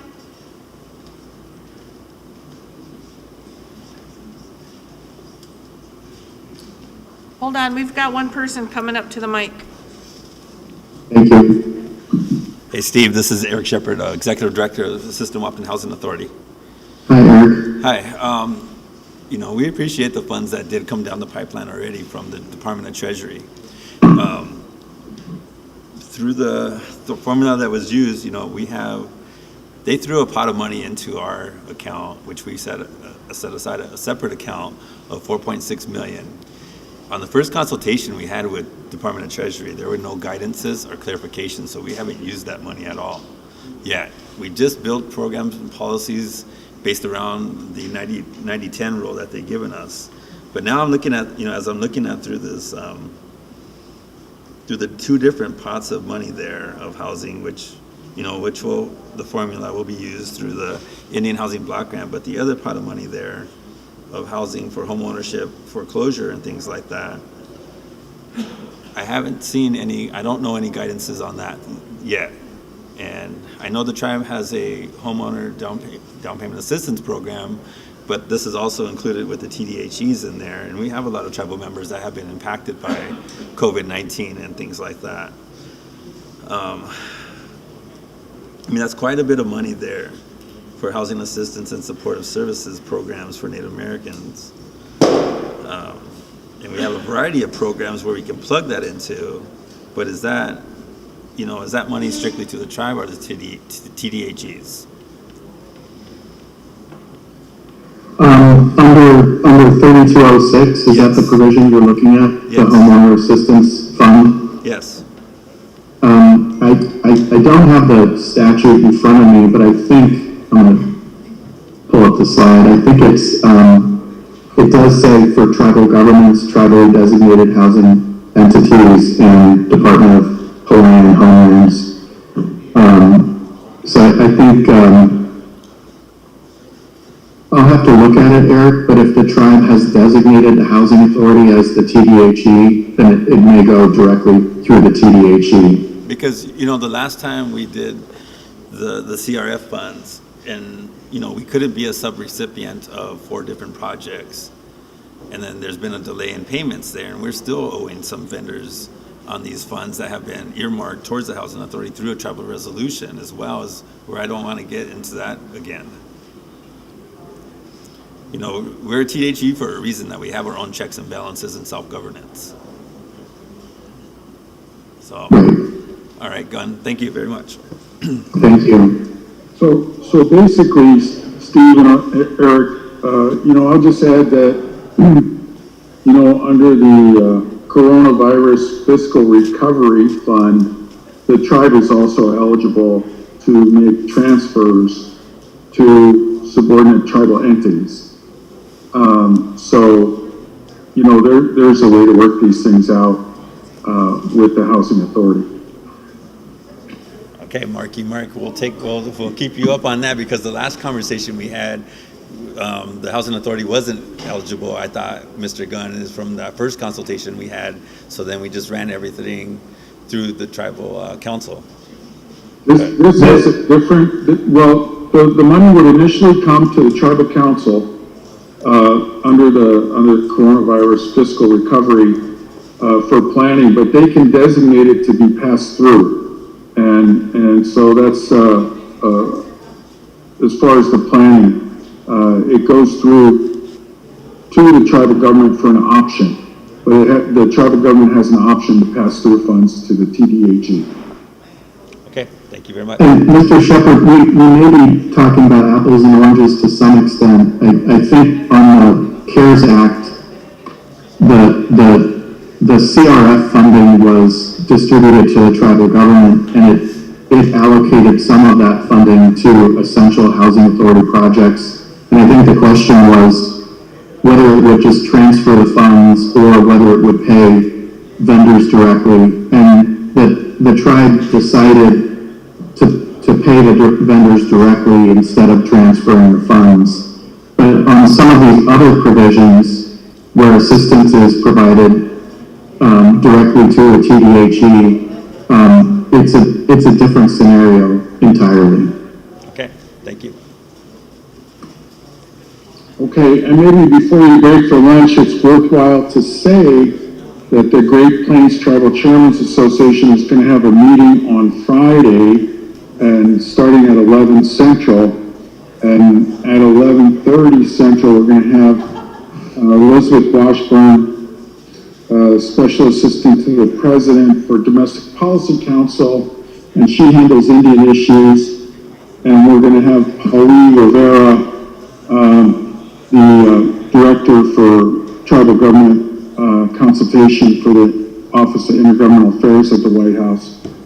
And Senator Rounds is going to get on with us, and Veronica Waters from Senator Schumer's staff, and we're going to have Brian Newland, basically in half-hour increments, kind of like you're doing here, but we're going to do it on the telephone because the White House has some restrictions on what kind of video conferencing they can do. So anyway, that's going to be tomorrow, and if you guys have time for some of you to join that, we'll be covering some of these issues, and they'll give us kind of the latest news.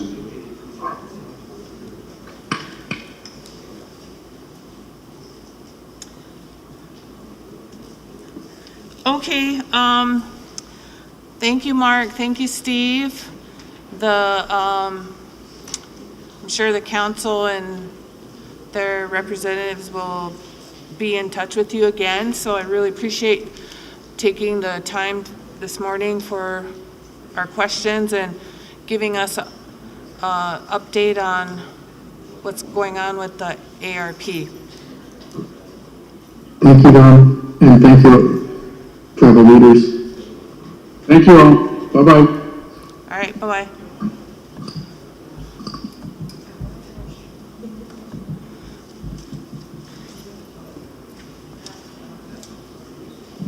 Okay, we are about to break for lunch, but Terry Larson would like about 2 minutes of your time.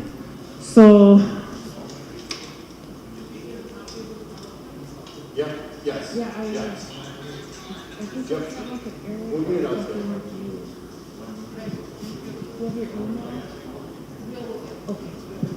Okay.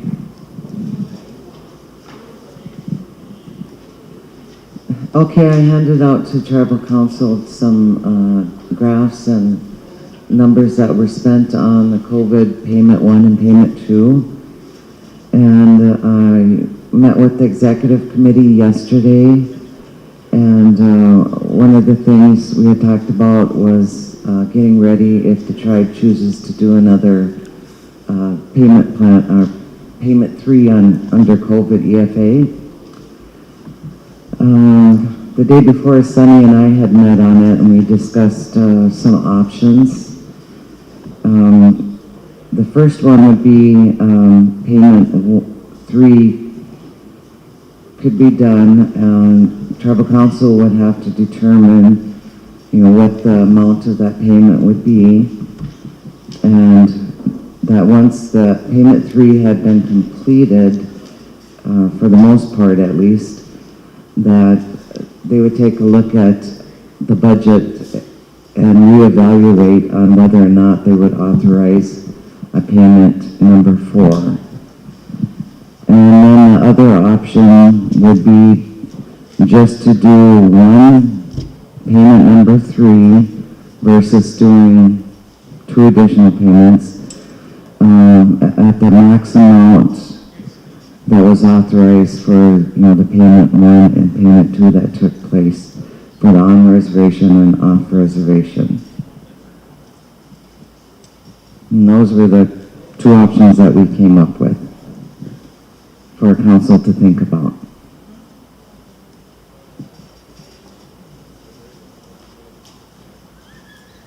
Okay.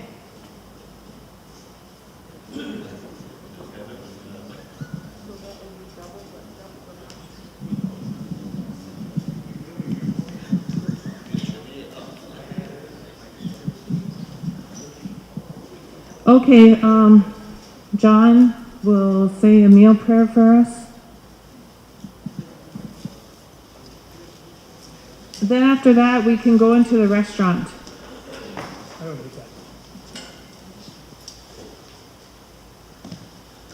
Let us pray. Give us grateful hearts, our Father. The blessings you have bestowed upon each and every one of us, past hours and days. We thank you for watching over our families as we conduct our services to people. We ask you to bless this food for our use and not for other service. Through Jesus Christ our Lord. Amen.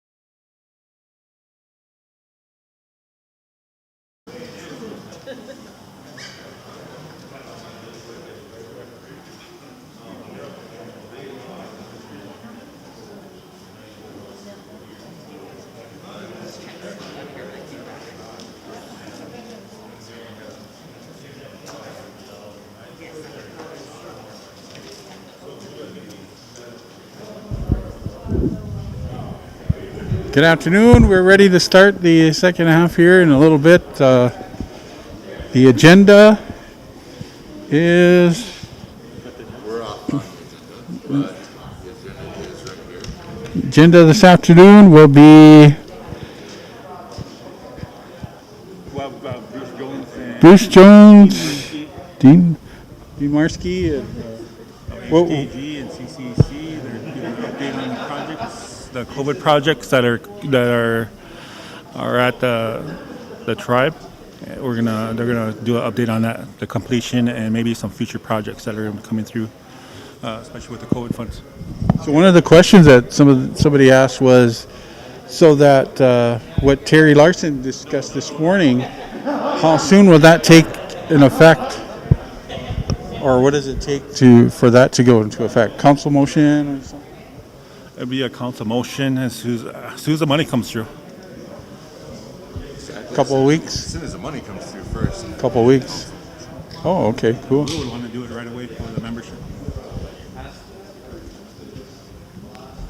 So her options are 1,000 on, 500 off, or one-time payment for 2 and 1, right? Yes. Yeah, I think everybody would be happy with that. I mean, it's like... All right, we're going to start here shortly, so bear with us. I did check the score for Lower Brule. They lost. So, but they played a good game. So we'll be starting here shortly. Thanks for watching.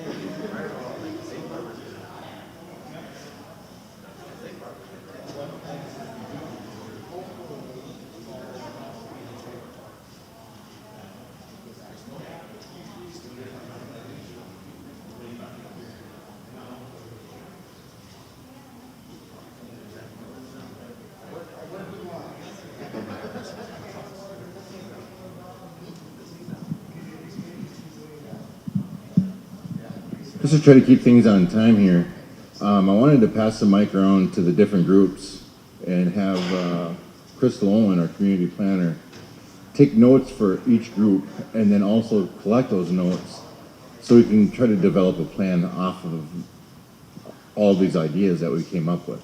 So, start us off. I will hand the mic over to Eric for group 1.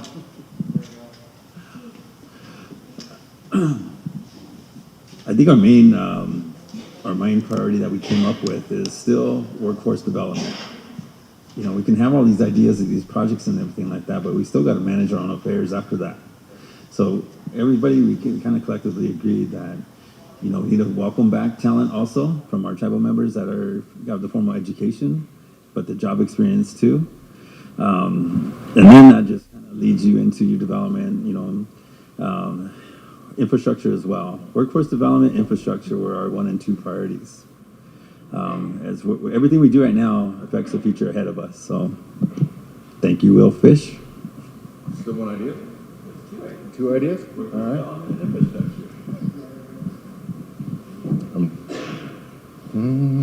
This was group 2, right? Yeah. Oh, yeah. Yep.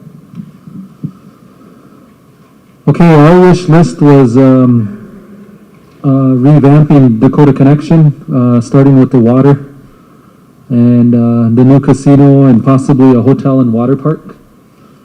And the second one would be a diabetes wellness center.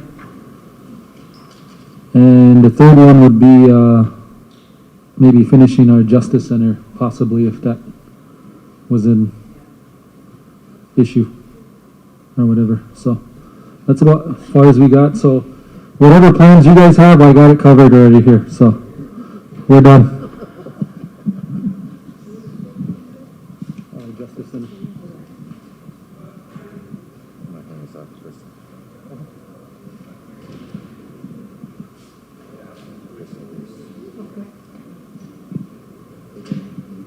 Group 3, I will hand the mic over to Sonny. Oh, man. Sure. Funds be allocated to the COVID Emergency Financial Assistance Program for direct assistance on behalf of tribal members. Tribal roads for a loader and 2 new dump trucks.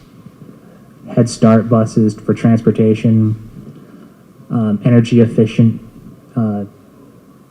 efficiency for our COVID facilities, hazard pay for workers, and supporting and a new initiative for food sovereignty, mobile testing units for COVID, broadband,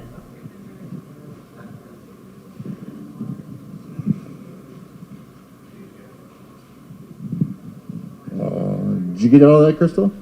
All right. Who wants to speak for you guys? One more? Okay. Crystal has you guys this? Yeah, go ahead. Yeah. Okay, for group 5, we had about 3 pages, so bear with me. I'm going to read as fast as I can. So we wanted a new youth center for our kids, maybe a juvenile center, delinquent recovery center. Build a water tower out at agency. Wastewater treatment is important for the infrastructure. We had ideas about supporting the farmers and the ranchers, helping our tribal members to become farming and ranching, and giving them the support. Have a meat certified locker where we can process our own food. We need a fire department. We need an EMT and ambulance services. We need COVID per cap was on our list. Energy assistance for the program. Transportation, we need to expand on it. We need generators for some of the homes and the tribal programs. Some of them need generators. We need to work on fiber trenching so we can get our wires into the ground. Video conferencing, WebEx for the tribe and the districts. Broadband was also on our list. Free Wi-Fi for the districts. To become self-sufficient, we need to concentrate on that. Economic development. Telemedicine, so we can expand to home counseling healthcare. Developing help for small businesses. Helping create small businesses and supporting those small businesses who have gone under since COVID began. We need help with livestock, animals, horse therapy. We need to think about 638 IHS and creating our own hospital. We need language, videos, audio, studio for our elder speakers to do recordings. We need to get into the 21st century and get our homes air conditioned and central air. Some of the things, the food pantry, we need to put money aside so that that food pantry can be funded. The COVID isolation facility needs to have money for funding for all the employees and the supplies. We need more housing with solar, tiles for the roofs with panels. We need well systems. We have to re-drill the well systems. We have to think about our water rights. More money for tribal roads, equipment, more jobs for people. We need a K through 5 school because Tioch-Bazina is K through 12 is too full, so we need to get a K through 5. One of the idea was to knock down those rehab homes and build a K through 5 school there. Juvenile detention, home fully funded. We need to finish that jail. And then money for our shelter for abused and battered women. That includes a place for shelter for our two-spirited relatives. Some of the districts are in need of freezers, housing concerns, environmental homes. They need to be all the homes need to be updated. Some of them are well over 20 years old. We need to make them safe. We need to rehab the homes. We need to clean up the mold, get rid of that radon. The district centers need Wi-Fi. We need to get air purifiers for each home. Each district should have an EMT or a fire truck, maybe even a nursing substation. Again, backup generators for our districts. So those are some of the things that we had done. Great list. Group 4?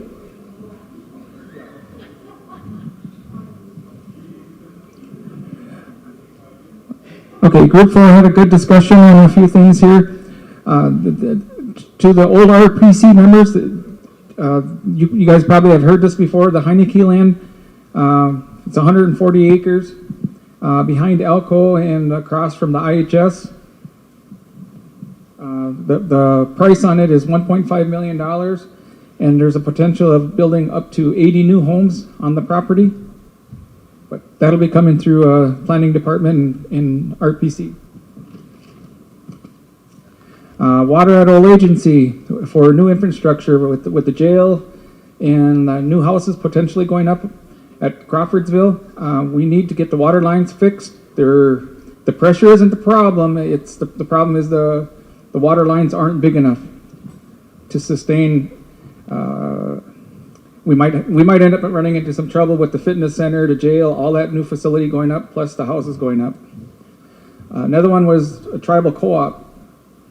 Basically, it's starting to have the non-Indian farmers and ranchers start paying a % of the profits that they make to fund this co-op. Treatment facility funding for new construction. To go with that would be the telehealth at IHS for the tribal members and possibly to the districts also.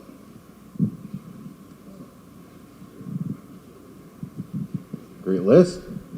Crystal, did you get all that? Awesome. So what we're hoping to do or trying to do with the remainder of this afternoon is give RPC, DCA, and the DARE program or group some time with their ideas. And also with Bruce Jones and Mr. Marsky, they both have an update and they'll give that towards the end. From RPC, can I give the mic to Angie? On any ideas that Jesse said 5 minutes? Can I give the mic to you just to, explain what RPC's role is within planning, and then, anything that you guys have talked about historically with the CARES Act funds from 1 and now 2. Thank you. Again, I'm Andrew Johnson. I'm the vice chair of the RPC, Reservation Planning Commission. And sadly, we weren't involved in the first CARES Act. And I appreciate our ex-official Dion Crawford and the chairman's support in including us in this process now. We have been working on the past 2 or 3 years a number of projects like with water expansion, debt reduction, solar energy, food sovereignty, agriculture, diligently, and we did do the feasibility studies and all that. So, but it just didn't get any further than the planning, and pretty much just sat at the table. So hopefully this is going to change, and I really do enjoy this. And historically, Planning Commission was probably the #1 commission on the reservation through planning and development.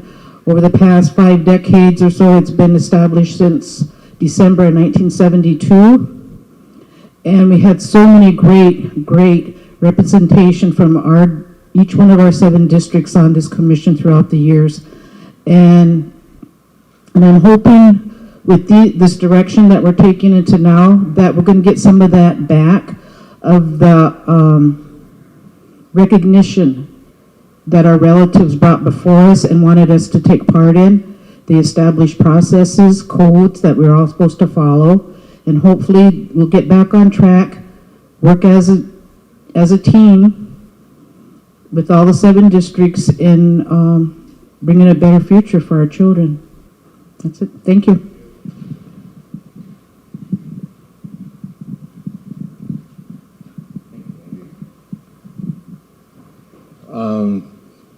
Now I'm going to include DCA, and our DCA's vice chairman, Jesse Larson's here, and was kindly enough to speak on behalf of DCA. Oh, phenomenal. DCA is really thankful for being invited last to show up today. We really don't have an agenda, but we're glad to be here to listen so we can take it back to our districts. And we can talk about whatever Crystal comes up with a list, quite a long list. I am glad to hear how much tentative funding we're getting, because I know Dean's projects just doubled in price. And I know there was a lot of money involved when my Tashi Travis showed up all the way from Albuquerque. So I know there's money. When money shows up, there's money coming. So I'm hoping up for that. But as far as DCA, any other chairmen here that have any questions? I don't have any. I know Krista wouldn't let me know. But I'm here. Yeah. Yeah, I just have a few things as chairperson of any swim district. I would ask council and the executives to please always include us in the plans. One of the questions we had this morning was, so we got that big list of all the money on there. We could plan for 50 million, we might get 60. So one of the things is that all that list of all those programs and agencies for funding, we want to find out now do we go directly to that funding source, or do we come to the tribe and get our own money? You know, so how do we do that? Last time the tribe gave us $141,000 for Enemy Swim District. It was prorated. I think that all of our districts during this COVID, I like the idea of prorating, but I also like the idea of that we all need money, and this could create some controversy. But we all have the same concerns within our district. And it's not easy to try to meet all the needs that we have, especially with housing. In our district, that's a big thing. So I just want to make sure that we're included at the table from the district level. And I thank Chairman for inviting us here today. And that we have a lot to do. There's a lot. It's kind of mind-blowing to know that we've got $50 to $60 million coming down. again, last time it was during COVID, that money came in right at the time when everybody just shut down. Everybody had to go home. Our council, we weren't even having any district meetings. The council, the boards were all suspended. So, we didn't really know, and I worked in planning, so we didn't really know, we couldn't get it out there to the people, and a lot of people were mad at first about building things.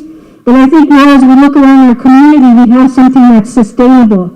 We have, the isolation facility, we have the food pantry. This next round, when we're delivering food, that food pantry, we need money to stock that place up. We need money to get those daycare workers to keep them working, because right now we don't know about the pandemic yet. It's still, our numbers are still a little bit climbing. People are scared of the vaccine, so not everybody wants to get it right now. They're still uncertain. So we still have a lot of things that we have to fight with this COVID. And so having this money to talk about our future, I'd like to see a strategic plan. I'd like to see the tribe implement, because all of these ideas that you had today, some of them we have the same ideas, but if we have a strategic plan that's written down and approved by council, no matter in 2 years, whoever comes in, that strategic plan will be hanging on the wall. So the new elected officials, the new DCA, whoever comes in, we know that the people had said this is what we want. Because once we start asking people out there what we want, I think what they want, I think you're going to be very surprised. So I think it's, just to keep that in mind, that we keep community involved in a lot of these decisions that we're making. Somehow find a way to bring them to the table, and I think as DCA, that's part of our job. So I'm going to invite Francis to take the mic. Thank you.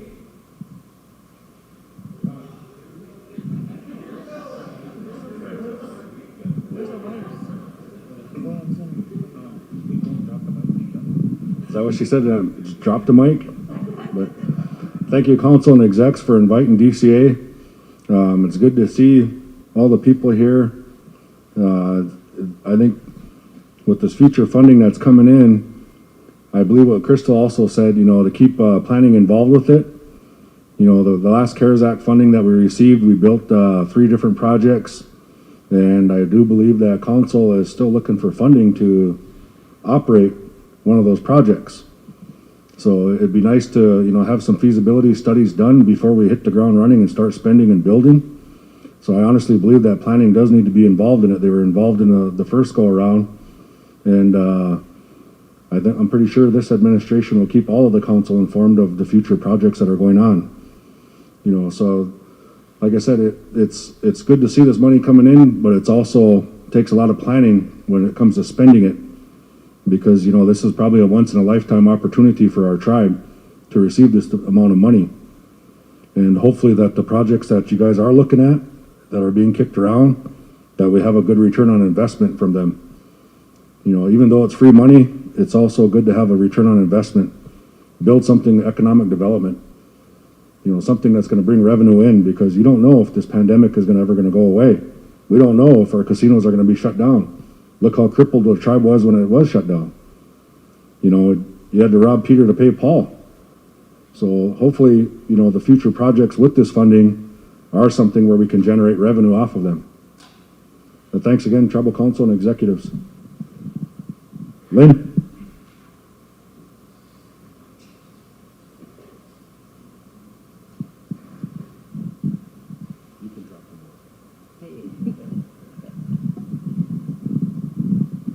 Thank you, council and executives, for inviting DCA, and I appreciate being a part of this group and making our lists. One of the things that I'd like to see on the list is a mortuary for our deceased. I know there is funding out there through the IHS program that does grants for a mortuary. I think one tribe, I think it's in Wisconsin, actually applied for funds for a mortuary. The tribes are supposed to get $5,000 from the government. That's part of our treaty. And when we get it, it's only what, 2,500. So I'd like to see this included too for the CARES Act. Thank you. Anybody else?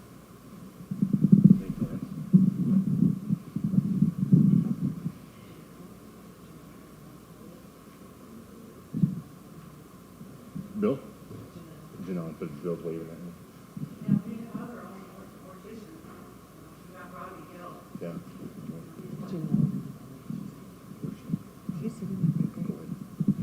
Janelle, Long Hollow, did you have any words? No. Bill?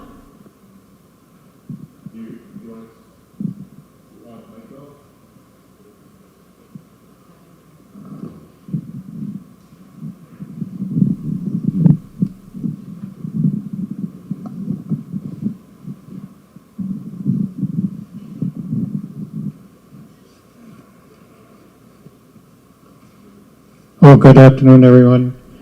As a tribal member and a member of the Reservation Planning Commission, I really appreciated being invited here today and to participate.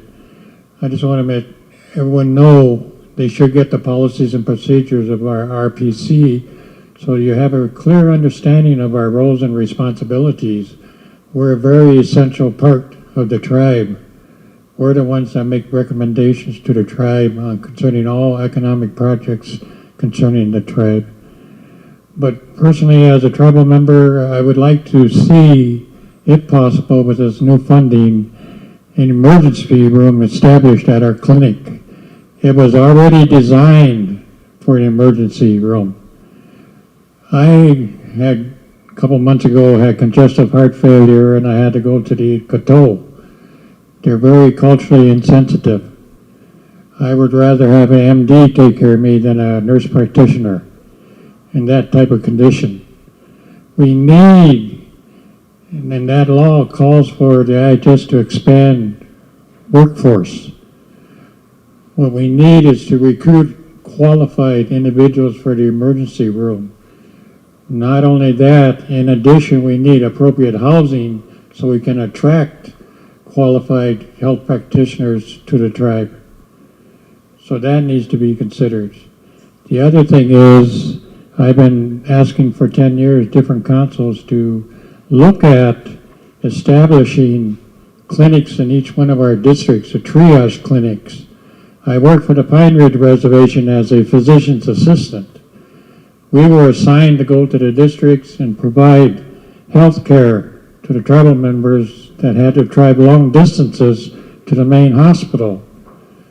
We can establish triage clinics with nurses, public health nurses or nurses from IHS, to do the triaging to where our tribal members, kids all the way up to the elders, have one initial problem. Right now, if those initial problems aren't taken care of, they come to the main clinic and at the IHS with 2 or 3 problems associated.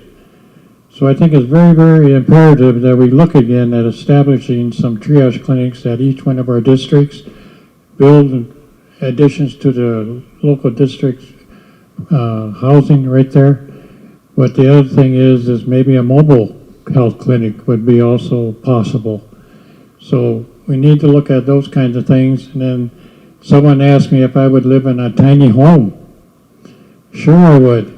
When I worked for the Shoshone-Bannock tribes as their physician's assistant for the community, they had homes for the elders, the ones with critical conditions, to where it was built from here to that screen to where they can come out of their homes and go to the clinic and be taken care of. So we need to look at that too, but overall we need to look at housing to recruit healthcare workers, and we really need to do that because we lose them now and then. And IHS needs, I'm not kind of disappointed their representative isn't here concerning their section in this act. So I think it's imperative the tribal council meets with the IHS director and look at the different things that I'm presenting you today. So as a tribal elder, I think these things are important for all members of the tribe, And I really appreciate being asked to participate today, Mr. Chairman. Thank you.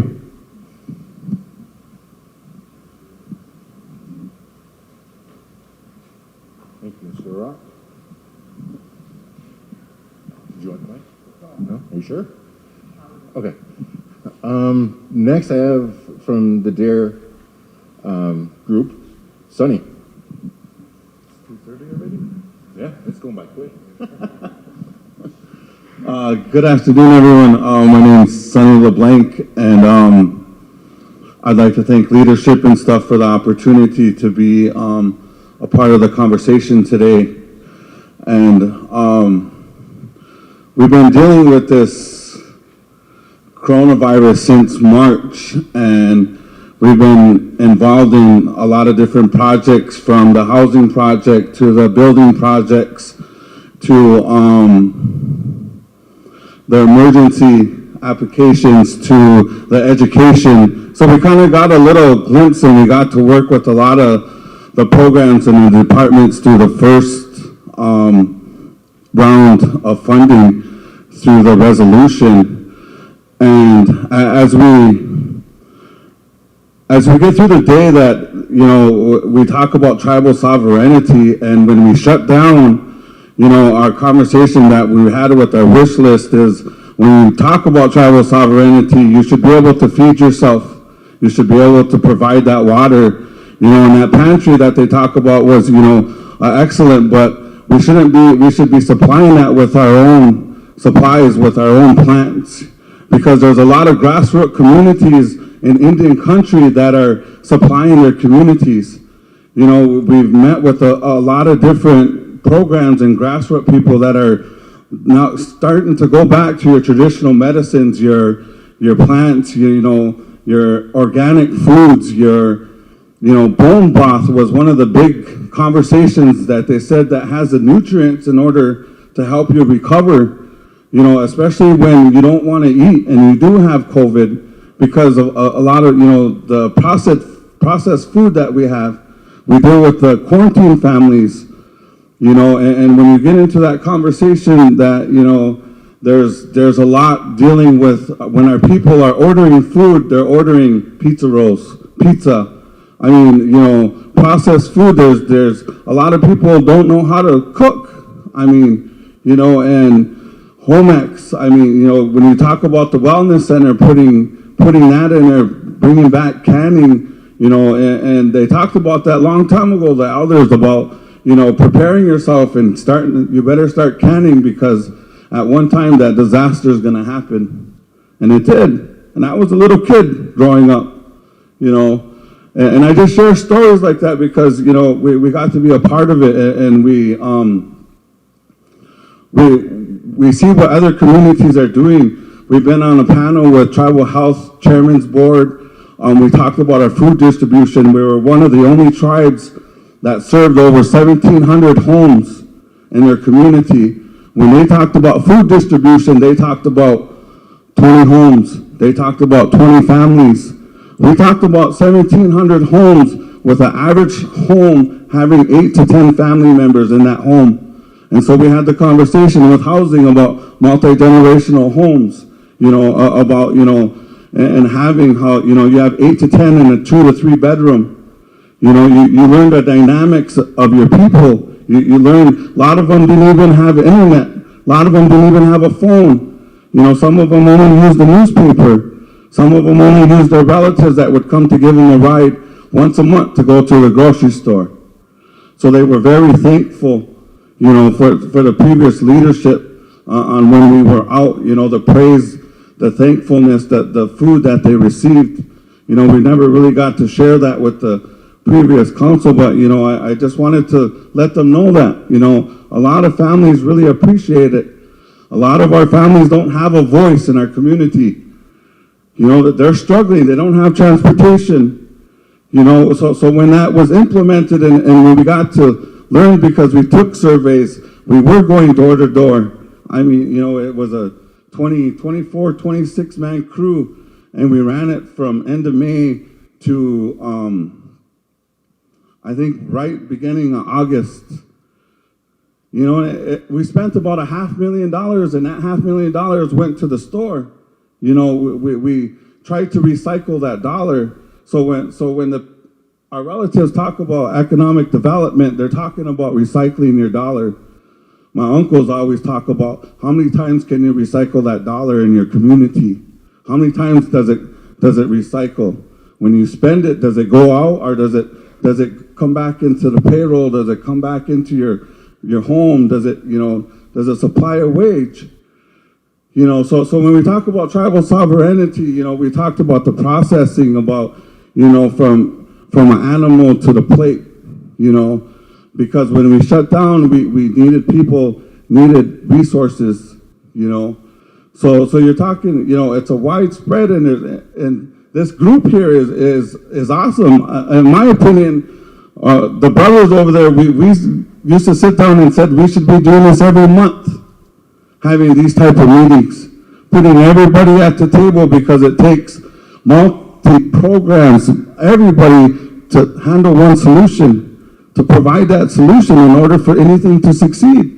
That's why it just turns into, RPC has all these feasibility studies, but there's probably about 6 programs in order for that plan to be implemented and for it to succeed. And you're talking multiple executives, you're talking unity. You know, everyone preaches that when it's election time. You know, there's no election coming up, so we can say that now. You know, and you know, forgive me, I'm young, but I sit there and I listen to everybody, you know, and I try to work with as much people as I can, because I'm trying to absorb as much as I that I can learn, because it's all a learning process. My uncle I always say, Nina, just listen, shut up and sit there, you know, and they're right. But, you know, so when we talk about, okay, so what's the plan to move forward? You know, how do we spend this money? Because there's also a lot of pots of money. There's money on lost revenue. There's money in, you know, portable water delivery. There's all these other pots that they talk about. You know, how come we're not sending Van Norman, or how come we're not hiring another company to look into these pots of money, and how it can come back to the community, and how we can get that, besides just using that direct funding that's coming down. You know, there's a lot of things in that 900, that second stimulus, that 900 million. I think I just seen Leah, she SAMHSA grant. I think she is the only one that went after money on that second stimulus. You know, I might be wrong, but I'm pretty sure. I think that, okay, we got Eric over here, so there's two out of 900.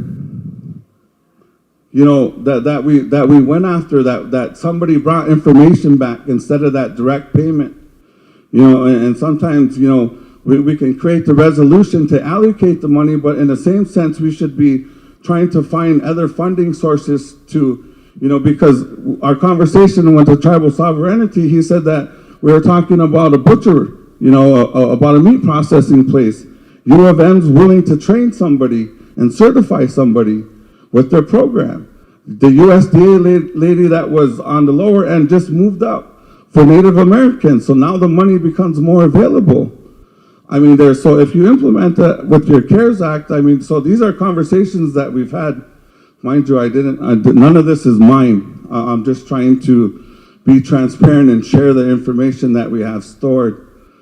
Only bad thing about this, if you ask me to write this, I'm not going to be able to. My mind moves too fast for me to type it, and I'll admit that, you know, and I'm not your writer, but I can help. I can help with what you need to get done. And that's the one thing that I've always been. I call myself a gopher. That's all I am. I'm just an employee. I'm a tribal member that has, you know, that cares like everybody here, else you wouldn't be here. You know, and I think, you know, we need to stop putting our egos aside, and we need to start moving forward. I mean, we're still, you know, and there's a lot of plans that are wonderful plans, and I think they're all awesome, but, you know, when you talk about economic development and sovereignty, how do you start to implement that? You know, how do you start to get into the water? I was trying to get a conversation of a water transplant at the tribe because we would like it to grow out there. So how do we empower Mr. Cloud in order to grow, in order to be successful, and what does he need, you know? And we were trying to bring him into our ICS meeting because, you know, the chairman, you know, brought this up a couple weeks ago about putting this together. So we were just trying to gather everything from everybody and trying to get a head start so we would have an opportunity to put everything on the table, you know, and then if you had any questions, you can go to these certain programs and ask them, and they could provide it because they're very skilled. In my work experience with the tribe, our managers are exceptional. They're very good at their job if you go at them in a very good manner and you ask them. If anything that I've done good, it's because of them. Anything I've done bad is probably because of me. And I'll accept that, you know. I mean, I probably made a mistake here and there. I'm not going to sit here and try to preach. Well, I just wanted to, the tribal sovereignty is a big program. We were talking the meat, we were talking processing, we were talking the plants, the protein. There's, you know, how do we feed our people? When we're shut down and we have to depend on our own land, what do we have to get into place? All the players are here. We got Jerry over here, runs the land, the water, you know. We have a tribal member that has animals. We have our buffalo. I mean, you know. So I think that's why we're here today. And I didn't mean to get a little off. And I don't know if I can talk till 4:30, you know. But it was hopefully we can put some ambitions in there. Critty's over there trying to cut me off, but he's anything else that I missed? What else did I miss on our conversation? We would really appreciate a little bit of help, and I don't mean to speak out of turn, but from previous involvement with working with the finance department, it was a little bit much, and working with somebody and getting somebody to help our accounting side of it. But make sure that we're assigning them work, not them telling us, here's my invoice and I'm going to bill you. Us telling them we want this and this and this done. You know, to tell our lawyers we want this and this and this from you. We want to put a work order. We got to put a work order for everything else. How come we don't do it with our outside groups? Why are they telling us what we should do? You know, we should just make sure things are in order and assign that. And assign them to that work. They're probably very skilled at that. But our members are also skilled at most of this stuff. You know, I think I better be quiet. That's why they put me in the corner. Well, that's just as much as I wanted to share. And I really don't know how everyone else feels, but I really think we just got an introduction on behavioral health, and we really wanted to touch on that. Norman was talking about the trauma and the depression of people that are frontline workers that are dealing with. And he brought up ideas of helping with them with acupuncture and of aromatherapy and just ideas about taking care of our people that are responding to it, that have got it, and the people that have to live with it. They call them, I think it's the post-COVID, because the post-COVID in the conversation, our members are starting to get blood clots. You know, that underlining, that's where the sovereignty about starting to eat healthy, making sure that our meat doesn't have chemicals and isn't processed. And, you know, so the behavioral health part of it too it's a big part of COVID. It just isn't the financial. It's how we treat each other. You know, we're already dealing with this depression and it's depressing. And I'll tell you that it wears you down. Sometimes you just want to stay there and sleep. I mean, because there's no answers. I mean, when it comes to it, it really takes your energy. So installing behavioral health was kind of, you know, a big factor in that we're trying to transition into after we have all the story that we created since last March, you know, and trying to get that relationship with IHS, you know, which has been difficult because we're not 638, you know, and so that conversation with them and just trying to get information from them is difficult. But I really, you know, wanted to thank behavioral health and trying to get on that. And school board over there is also brought up about seeing maybe we can ask Mr. Gunn if we can use some of this CARES Act money to set aside to bond for the elementary. So if that's a question that we could ask Mr. Gunn and Van Norman if there's money out there to set aside for the bond to build the elementary while they look for money, right? Or, you know, so, I mean, these are just conversations, and hopefully these are just things that I absorbed over the day and over the time of just dealing with it, you know.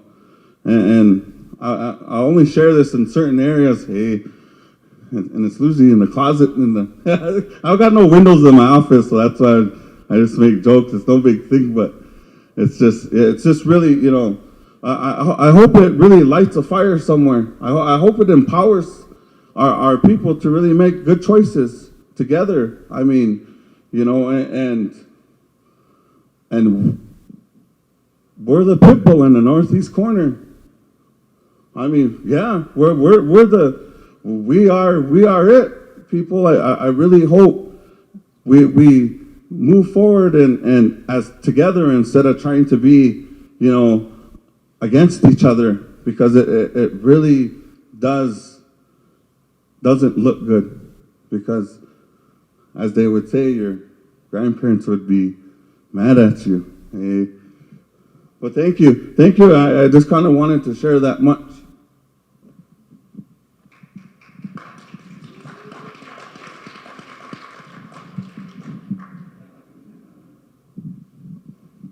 Next, Mr. Gerald German has requested the mic. Thank you and good afternoon. Thanks for inviting RPC. I represent Big Coulee District. We've been sitting here kind of brainstorming, and I love hearing all these ideas of what we can do with this next round of COVID monies. But the one thing that I'm always been passionate about and that I haven't heard enough about today is our youth and our education. And I had visited with Sonny, and we need to find a way to set aside some bonding so that Sioux can add on to their current infrastructure or build a new facility. They've outgrown their current facility, and this would be the perfect opportunity for them to develop a new school. And as Sonny was asking about this, we need to quit asking permission what we can spend this money on. You know, we need to sit down, come up with a plan there, and allocate it, and then roll with it. And Sioux is prime for that new development right now. And so, as Sonny had touched on it, you know, water is a big issue up there, and Mr. John Cloud can hit more on that. But I think it's in this stage in the game, we need to be able to supply ourselves with our own water instead of buying it from somewhere or having someone tap into our aquifers and then resell it to us. So if any of these monies that are allocated, if we could use that to develop the LTUC and kind of further, and Sonny touched on it, we've been talking all day about sovereignty. You know, everybody preaches sovereignty, but we're not practicing it. You know, when someone comes to us with a complaint or a lawsuit, then we want to claim sovereignty. But we're not practicing it because we're not feeding ourselves. You know, we're not providing ourselves with water out of our own aquifers. And this locker is part of food sovereignty. By developing this locker, we can start utilizing our own buffalo. We can start developing our own beef on our own lands. That ties back into your health, your diabetes, your everything else. Travis Renville's here and he's talking about greens, you know, setting up aquatic center to grow all your own vegetables. You know, that's real sovereignty. When you're feeding your people, you're taking care of your people. And you're dependent only on yourselves. That's what sovereignty is. And to this day, we're still not practicing that. And we're still asking for permission. You know, well, can we spend this on that? No. Let's come up with a plan and let's tell them what we're spending it on. And create our own real tribal sovereignty. Until you do that, it's just a word. But RPC's finally on board. You know, we've been kind of out of the loop for the last administration just totally circumvented the whole process that's been here since the beginning of the tribe. And now finally with this new administration, and I appreciate Chairman Hopkins for seeing that and acknowledging it and bringing RPC back to the table, because as Sonny had hit, if we work together, there's nothing we can't do, you know, but it takes working together. And, you know, all of these separate programs that are out there that you see today, if they would all unify and we'd come together and develop one big plan under this new CARES Act, you know, it could be huge. But I think the most important things in my mind, and it's just, you know, just my opinion, and I come from a ranching background, so of course my feet, I said it at RPC meeting. When everything hit the fan with this last pandemic and everything got shut down, I wasn't worried because I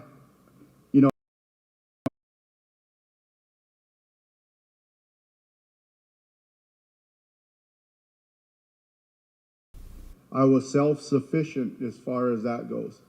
And that's what being a father is. Taking care of your own. And as a tribe, that's what we need to be doing, is taking care of our own. And we're not doing that. We're preaching it, but we're not doing it. So now is the perfect opportunity to sit down and say, okay, let's put all the BS aside of the past, you know. I don't like you because of so-and-so, you know. Let's get over that. Let's start developing these programs to where, okay, you can provide this to the tribe, to the lockers, to help feed these people. Okay, let's grow that. Now let's do that, you know, and develop it into a real self-sustainable food program. Because if you can feed yourself and you can provide yourself with water, what else do you need? You know, really. You get your solar energy up, you provide yourself with electricity. They can't shut you off then. You know, they can't squeeze you and say, you be quiet or we're going to turn your electricity off or we're going to shut your real water off. When you're providing your own food and your water and your electricity, they can say what they want. But you're going to feed your family and you're going to feed your tribal members. And that's why I'm here, because I see us preaching sovereignty day in and day out, but we have not practiced it once. And I'm hoping that this turns around to where Richard can provide solar, Travis can provide greens, the tribe can create this locker system, provide their own beef and their own buffalo, and start feeding the people. And then after that, everything's easy. And the other thing I wanted to do, and Sonny hit on it too, but was that bond issue for our kids, because I didn't hear that mentioned enough today, to where we need to start looking out for them and making sure they have adequate, you know, adequate education is good, but they don't have the room up there to provide adequate education. You know, everybody's cramped in these little bitty rooms on the K-5 side. You know, there's no reason that should be happening. You know, we have the land base. We need to start utilizing that and develop this food sovereignty. Now we have this school issue. We need to start taking care of that and get those kids a new place to go to school. because they deserve it. So, but that's what I wanted to hit on, and thank you for your time.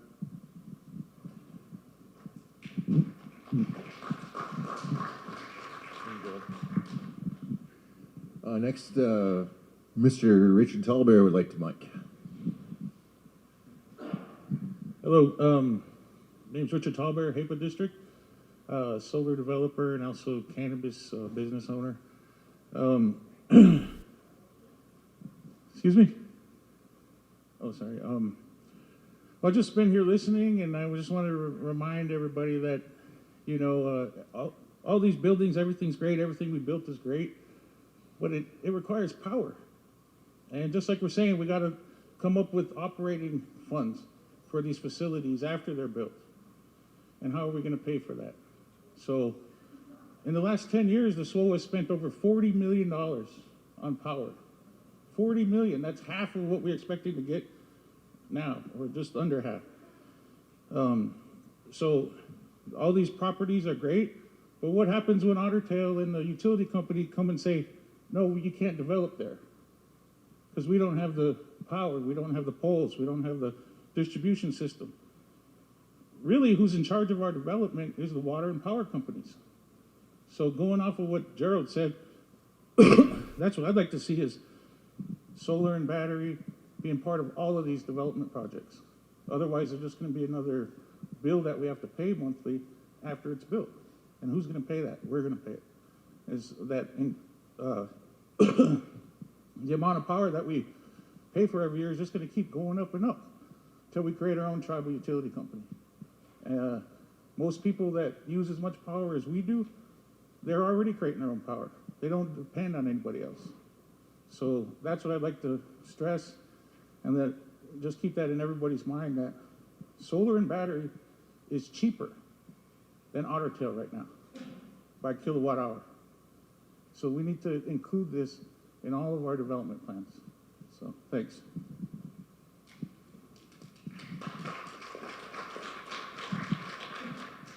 Next, I'm going to hand the mic back to Mr. Jesse Larson, and he is going to introduce Bruce Jones and Dean Marsky.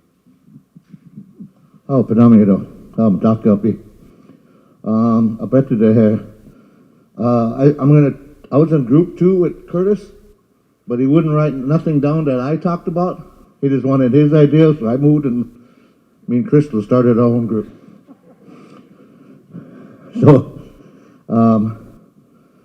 all the questions about water and sewer, I know a guy, Bruce Jones, and he'll talk about that. There is a safety issue that I have for my district. We just lost a young man that was beaten up and left outside. So there's a need for that to be assessed. I don't know if it's still being investigated, but that's not the first one, and it's not going to be the last one. Hopefully the COVID problem will go away, and our isolation building will turn into a huge treatment facility that we might be able to help our young people and old people. I was told there's a 67-year-old lady hooked on meth, 72-year-old man hooked on meth. It just hides. But nobody's talked about that. One of the programs that on DCA that we pushed for the last CARES Act was trying to immediately help the membership. And we recommended a stimulus amount of $1,200 at that time, and it was dropped to $1,000. Again, I'm going to ask for a motion in my district to match $1,400 per household members that own homes or renting homes to help with rent or utilities. We've been blessed. For example, Pine Ridge was given $50 million, and they only spent a drop in a bucket because of that they weren't prepared. Our tribe was, and thanks to HKG, Dean, and Bruce, and the things that they worked out prior administrations and prior council members, there's plans on the board that were shovel ready, and these are the projects that are being finished up now. And since the rumor of more money coming. These gentlemen have been working, along with Matt, on developing more projects to update our buildings. We have already outgrown the SWO headquarters. And I'm glad to say that we've been visiting with Eric from housing.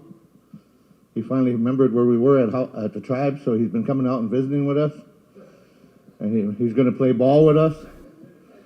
And he brought his purse. He's bringing his purse that matches his shoes. So he's coming to help, and we're going to build houses, mini houses. The concept of a mini house is what my grandpa lived up, my grandma and grandpa. There was always another little house next door. And John Cloud lives in one of these little houses. They call it a chinia house. My grandpa had to go out to that house, and my grandma was mad at him, and that's where he sat out there and pouted. So now we got a chinia project that Eric's going to start, where we'll have these houses available for our elders, our veterans, and whoever the tribe wants to move into these little homes at the old IHS, and hopefully assisted living building. And Dean will talk about these projects. And then I was glad that Representative from Buffalo Lake, Mr. Johnson, Louis Johnson, said, we need these little houses in our district. So I visited with John, and John and I agree that we think these little houses should go where there's already existing plumbing and sewer to save costs. So they'll be living by another house where the young people live, and the older people can live in these little houses, so they can have some privacy and they can be safe. Because we go back to safety again. Our elder people are being abused. The little houses would help that. But I got a money man here. Like I said, I know a guy. Mazaskawichatna, Bruce Jones. He has all the knowledge of all the funding sources that are outside where we can save on our relief project and find other funding sources by working with Eric and all the other program managers, where we can find and stretch this dollar bill out farther. As Bruce said, a wise thing at lunch. He said the ideal is to take, when I told him that there was 60 million, after they closed their mouth, they said, Bruce said, the ideal is turn the 60 million into 120 million with this development. And these gentlemen, that's why they're here.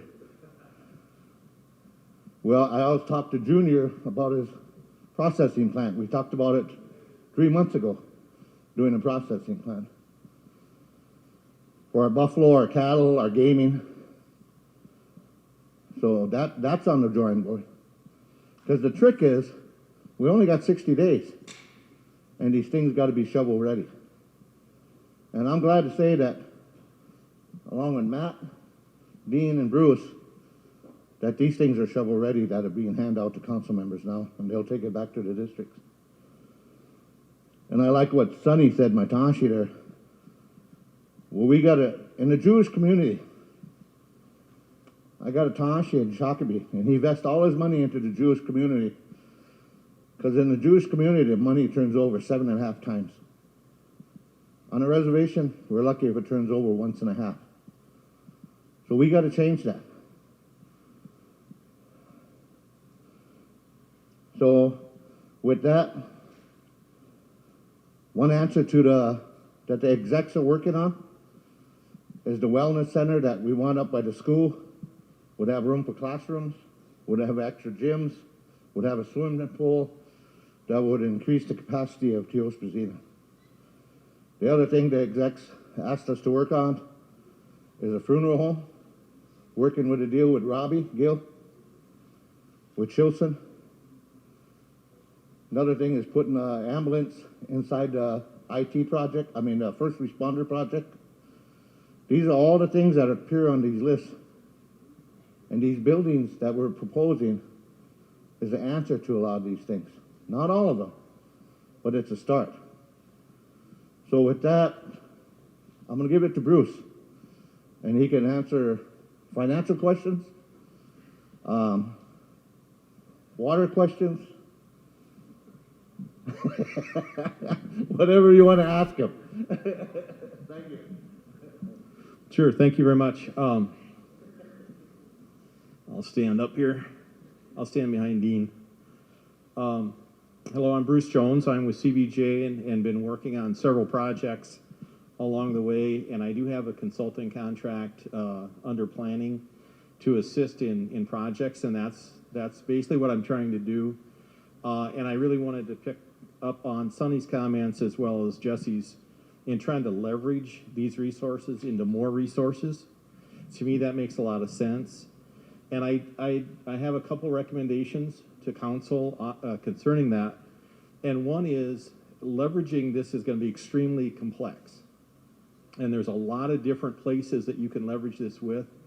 My recommendation would be to bring in a technical assistance team that would look at your plan and identify leveraging sources and make recommendations on how you can bring in additional dollars. Because if any consultant tells you that they know all the HUD rules and all the HHS rules and all the USDA rules and all the Department of Justice rules, they're lying. There's nobody that knows that. And so you have to find people that have and willing to work in together as a team, not as an individual, but as a team, bringing that knowledge and those skills to the table to turn this, as Jesse said, this 60 million into 120 million. And it's complex, but it's doable. So that's and in my previous experience with rural development, I wasn't big on consultants. I'm starting to soften that a little bit. They're okay. You just have to control what they do. So the water and sewer issue, Jesse, that you mentioned for Agency Village, that was really out of a conversation about adding demand onto the existing system. And USDA has a Native American set-aside program to support that effort, and it's a grant up to $2 million per project. So if you have a sewer project and a water project, it could be a total of $4 million. But what it is to alleviate issues. It's not necessarily to create new capacity in this process, and I think Agency Village fits into that definition really well. And the key is that in your study that Helms is doing, you want to make sure you identify all your future needs to make sure they get that into the plan so that it's covered. So, so anybody that's being asked on what those future needs are, you want to make sure their study includes them, and they should be aware of any other future plans that you have for Agency Village to get it in there now. So if you're looking at a wellness center down the road, anything within the next 5 years, you want that to be in the plan so the capacity can be increased to meet that need. So it's not necessarily Helms's responsibility to know what that growth is. It really needs to come from the tribe on tribal planning to make sure that growth is put into the plan. So is there any questions on that or anything that I'd be able to answer, which is not, as Jesse says, it's jail. The update on the jail. Yeah, there has been a decision to hire the project manager. We're in the process of putting a contract together. I visited with Greg Paulson this week, and that's in process. EAPC, who will be the project manager out of Fargo, will start work as soon as possible, and then the drawdown of the initial funds will help cover the pre-development costs. And I think everybody's aware of the funding situation on the jail. As Mark says, when the money comes in, the project will be ready to basically go to bid. So that's the intent. I think we're just waiting to find out when that go-ahead will be given so the design build firm can be solicited. Does that make sense, or am I confusing the issue? Chairman, does that make sense? Okay. Any other questions for me as far as the water development?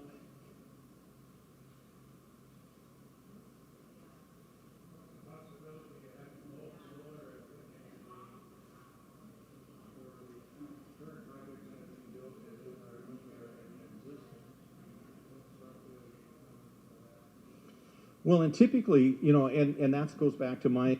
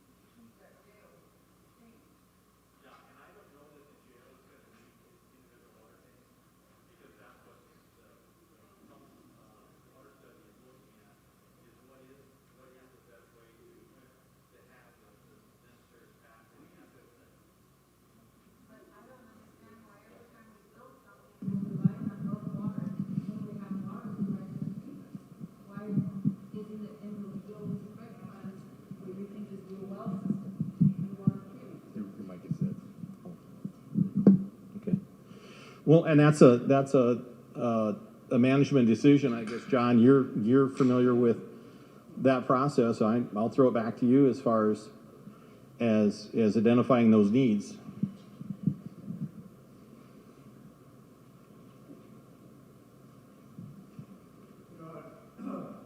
I worked in this water for almost 45 years now, and we had wells at one time at each community. We had 2 of them. And one of the communities developed a high arsenic and nitrates. So we thought it was just one well, but it was both. So we had to get rid of them. And just about that time, BDM Rural Water was coming over the hill from Britain. And this community is red iron. So what we did was we tied it in. First we went to council, then we talked to the chairman and told him our findings, talked to the Indian Health Service. So they started paying for some of the construction that was coming in. So we hooked up to the real water up there to have the people on the safe side up there drinking, good water. But BDM is tested the water, and they pump it up to us, and they chlorinate it, fluoridate it, and they don't have to put anything else in it because it's naturally soft. So anybody that had softeners, we had to take them out of the community because, as everybody knows, too much softened water is not good for an elder. Especially with somebody that has high blood pressure, and a lot of people have high blood pressure. And as they were coming, well,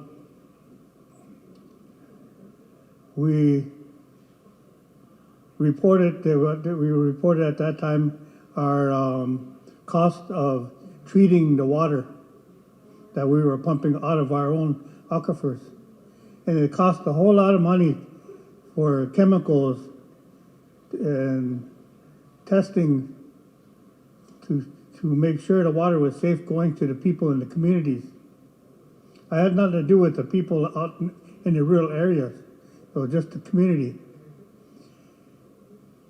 Our water underneath our communities is about a little over 500 parts per million of iron and manganese. Rural water coming over the hill was only at 7. It was pretty good.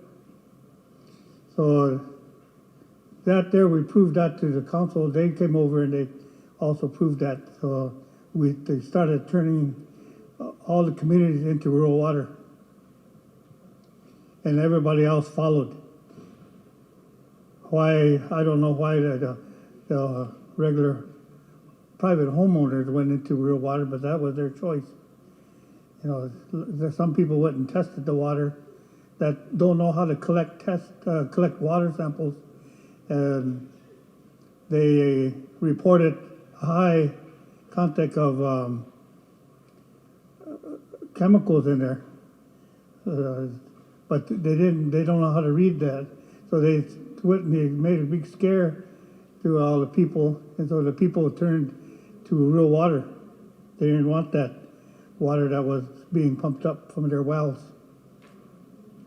I can't remember that. Remember what that was, JJ? What they got scared of? Was that arsenic? Okay. Well, see, there's arsenic. What is that? That's 10 parts per million is the maximum. Is it 0.05? What they seen that? Well, that's natural in the water. Then it would, if you look at where the point was way over on the other side. So it made it very, very little, just like a mustard seed in a big load of corn. So it wasn't very much, but so if you want to use our own water, so you'll have to come up with a lot of money for treatment. That's what it's gonna, we're gonna get, the cost is gonna come, is treating our water.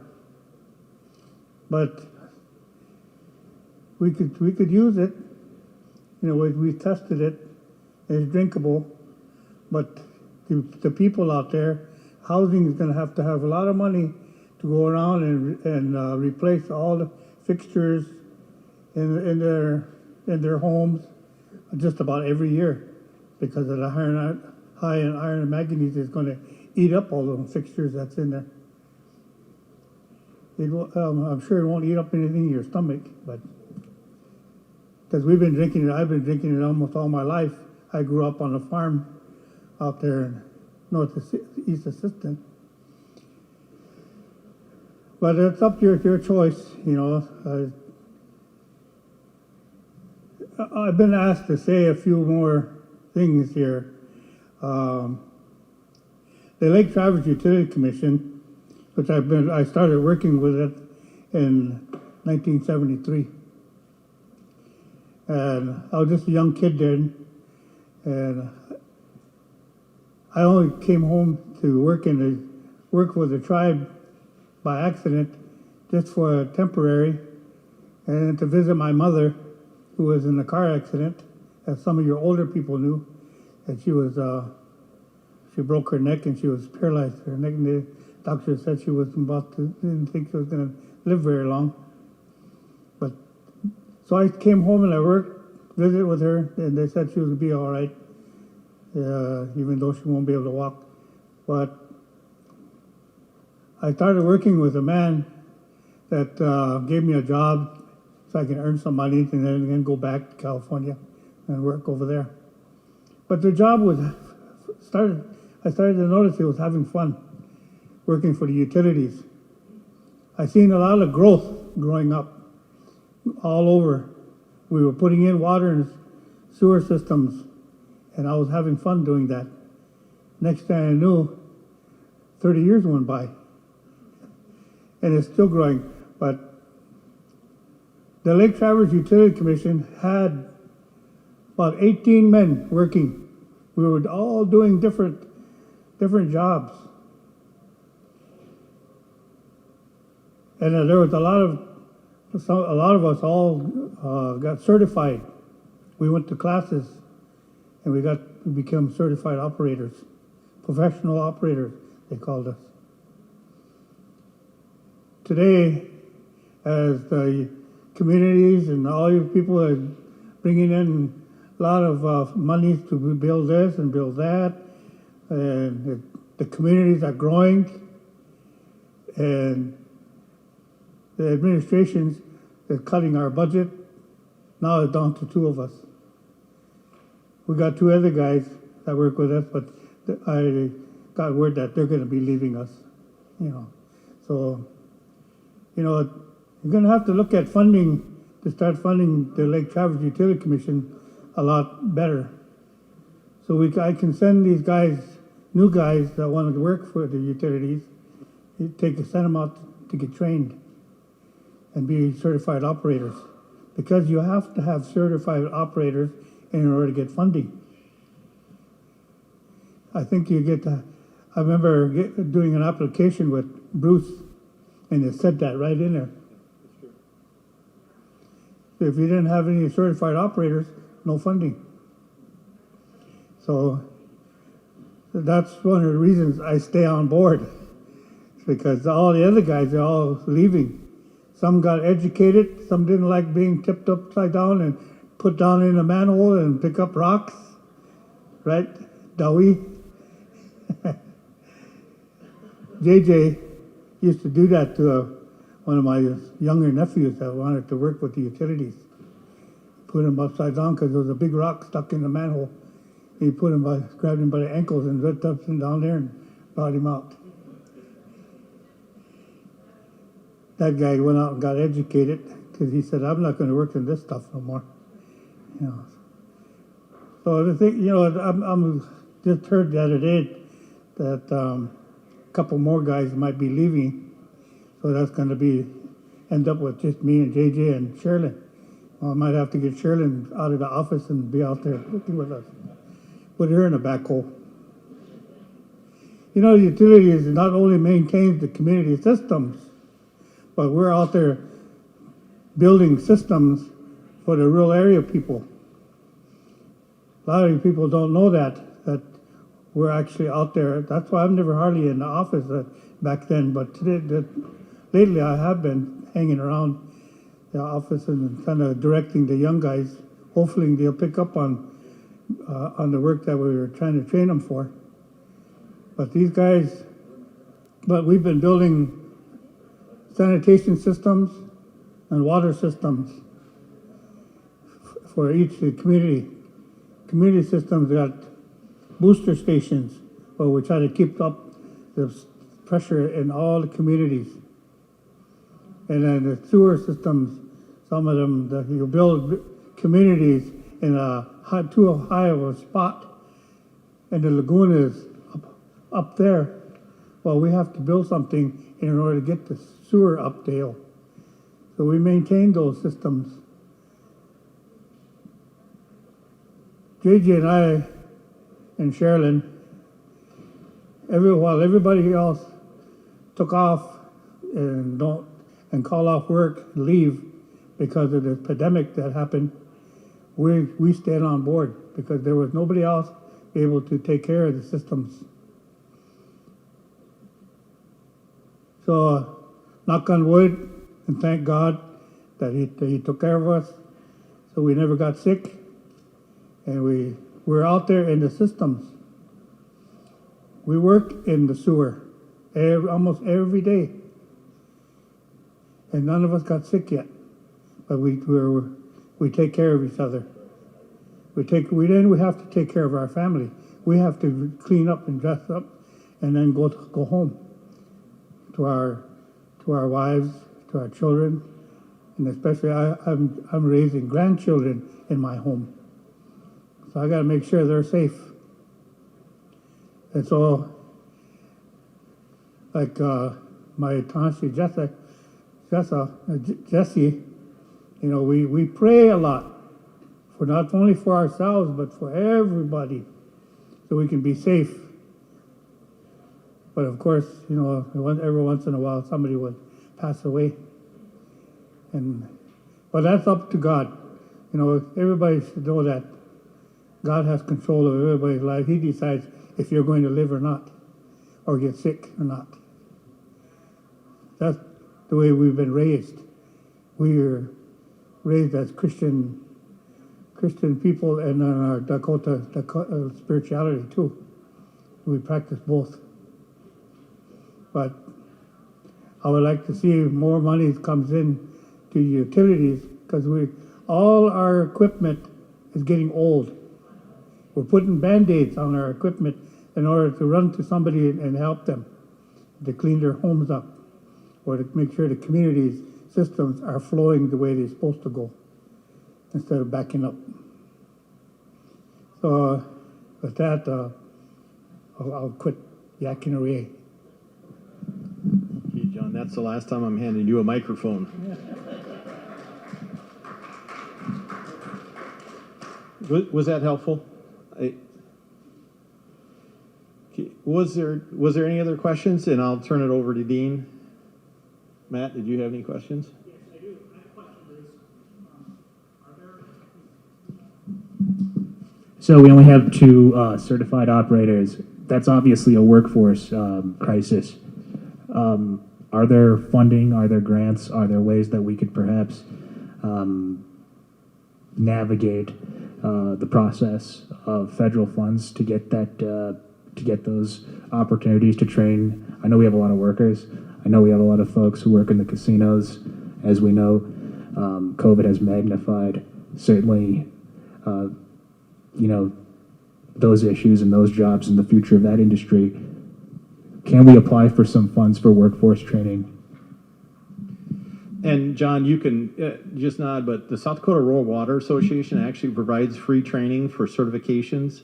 And I believe you're a member of that association, so your employees get that training and that certification process. So that is readily available for those that are members. And John, you've been a member of that for a decade, a long time. So those, and the key is sending the employee to that training that is available, provided by South Dakota Rural Water Association.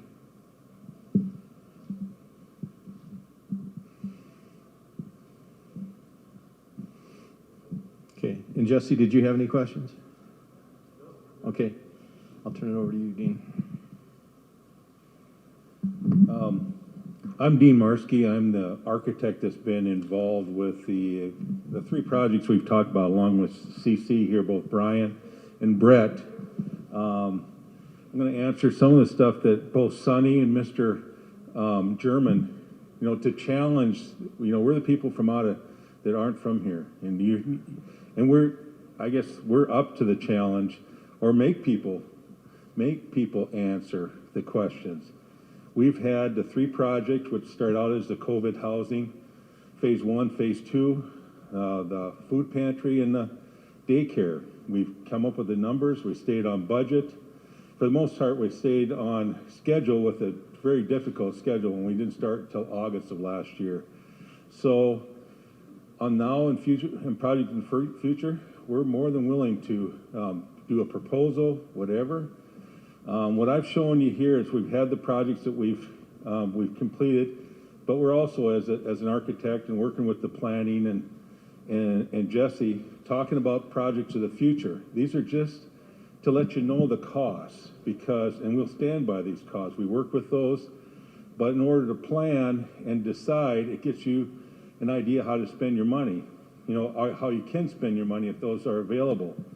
The first one we talked about is the phase 3 of behavior health, because we started out with COVID housing, switched to behavior health, but we don't really have it designed for what behavior health needs with the other, the exam rooms, the counseling, the meeting rooms, and really women. How do we handle the separation between men and women? So that's what behavior health is on this particular plan. We had a contract. We started out with the first responders. That's why that looks like it could be started fairly quickly. We started out with first responders. The monies weren't there. we switched to instead daycare and the food pantry. So we had done some work, started about 2 months worth of work on the first responders, and that came to a halt. So that would be fairly quickly available to go out for bids. And or, you know, in CCC here, construction manager at risk, those types of things. We looked at the Diabetes Wellness Center, working with Sarah Lincoln. That was one of the things they talked about. We looked at, if you look in the packet, it has both an addition, which really with a budget of around $5 million, we really can't provide everything that she'd like or some of the things. We also put a plan in there for a standalone new facility. And I designed the one, if you look at it, it's the YMCA in Aberdeen, because I designed the YMCA in Aberdeen, but this is a different plan because I developed one for Standing Rock up in Fort Yates. Didn't get funded, but we have that, you know, so we know what the numbers are. I know what's going to cost, and we put those together. And then the last one, or one of them we had, was assisted living. If you look at the colored with the tiny homes, if you look in there, Barack Obama is in the one picture. That was 8 years ago. And he was talking about helping us fund that. Did not come through. But we have the design. If you look at those tiny homes, been really wanting to, we're looking at doing that both on Yankton Sioux and down in Pine Ridge as far as tiny homes go. But the assisted living, we did the assisted living in Britain. Just finished the one in Wilmot last year. So we know what the costs are. So when we tell you that this is what the cost is going to be, that's what we're going to work with. So you're not going to get hit with over budget and additional monies. And then we have the last one we're talking about, the IT building, phase 2. We haven't funded that. But then like Mr. German was talking about, I did a net zero school, the Dakota school in Fort Yates, which is a net zero, solar panels and geothermal. We generate 350 kilowatts in order to run that school as a net zero. And I would be up for the challenge if for a school addition or something, like they said, elementary school, I'd like to see a net zero. I've gone to classes, you know, which isn't always the answer, but at least it gets me in the ballpark. I know those, you know, and we know what those costs are. That would be something, and Francis talked about this, is that, you know, Sisseton-Wafton's been a leader, and I don't know of any school around here that's a net zero. We got all this sun and wind. We could generate some of that. And then the last thing, I met a gentleman, my brother-in-law's owned a steakhouse in Guestburg called Bob's Steakhouse. I don't know if anybody's been there, but across the river, Cheyenne River, they have, the tribe there has a guy that now processes six either cows or buffalo a week. He's got a processing plant, and he wants to go to 40, and I'd be willing to set up a, Dupree has the buffalo over there, and my brother-in-laws are starting to buy steaks, loins from him for steaks. I mean, that would be a start. Like Mr. German's talking about, we don't need to process. You won't need to process, you know, 1,200 a day or whatever like Aberdeen does, but it would be a process that you could start here and take care of the people of this community. And he's made it work. You know, he does 6. He wants to go to 40. To me, that's what a person looks at. Excuse me, I'm not talking to the mic. I hope you can hear me.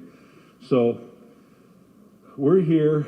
I do planning. That's what I do. I would welcome any input.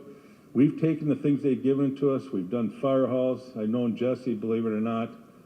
This is a long time ago. Jesse and I used to both be track guys. You wouldn't pick it now, but, you know, 40 years ago we weren't, or 45 now, I guess. We weren't this big, you know, so, but anyways, it's HKG out of Aberdeen. We've been here, we will be here, we're not going anywhere, so we answer questions, and we're here to carry on as these projects go on. We're not walking away. So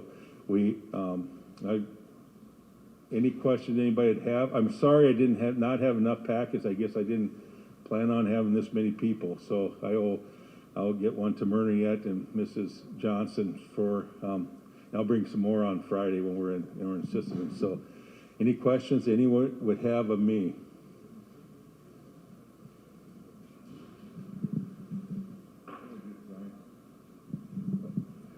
He's going no. Does Brett or Brian want to say anything? Oh, we're taking a break. Not my job. Let's take a 15-minute break.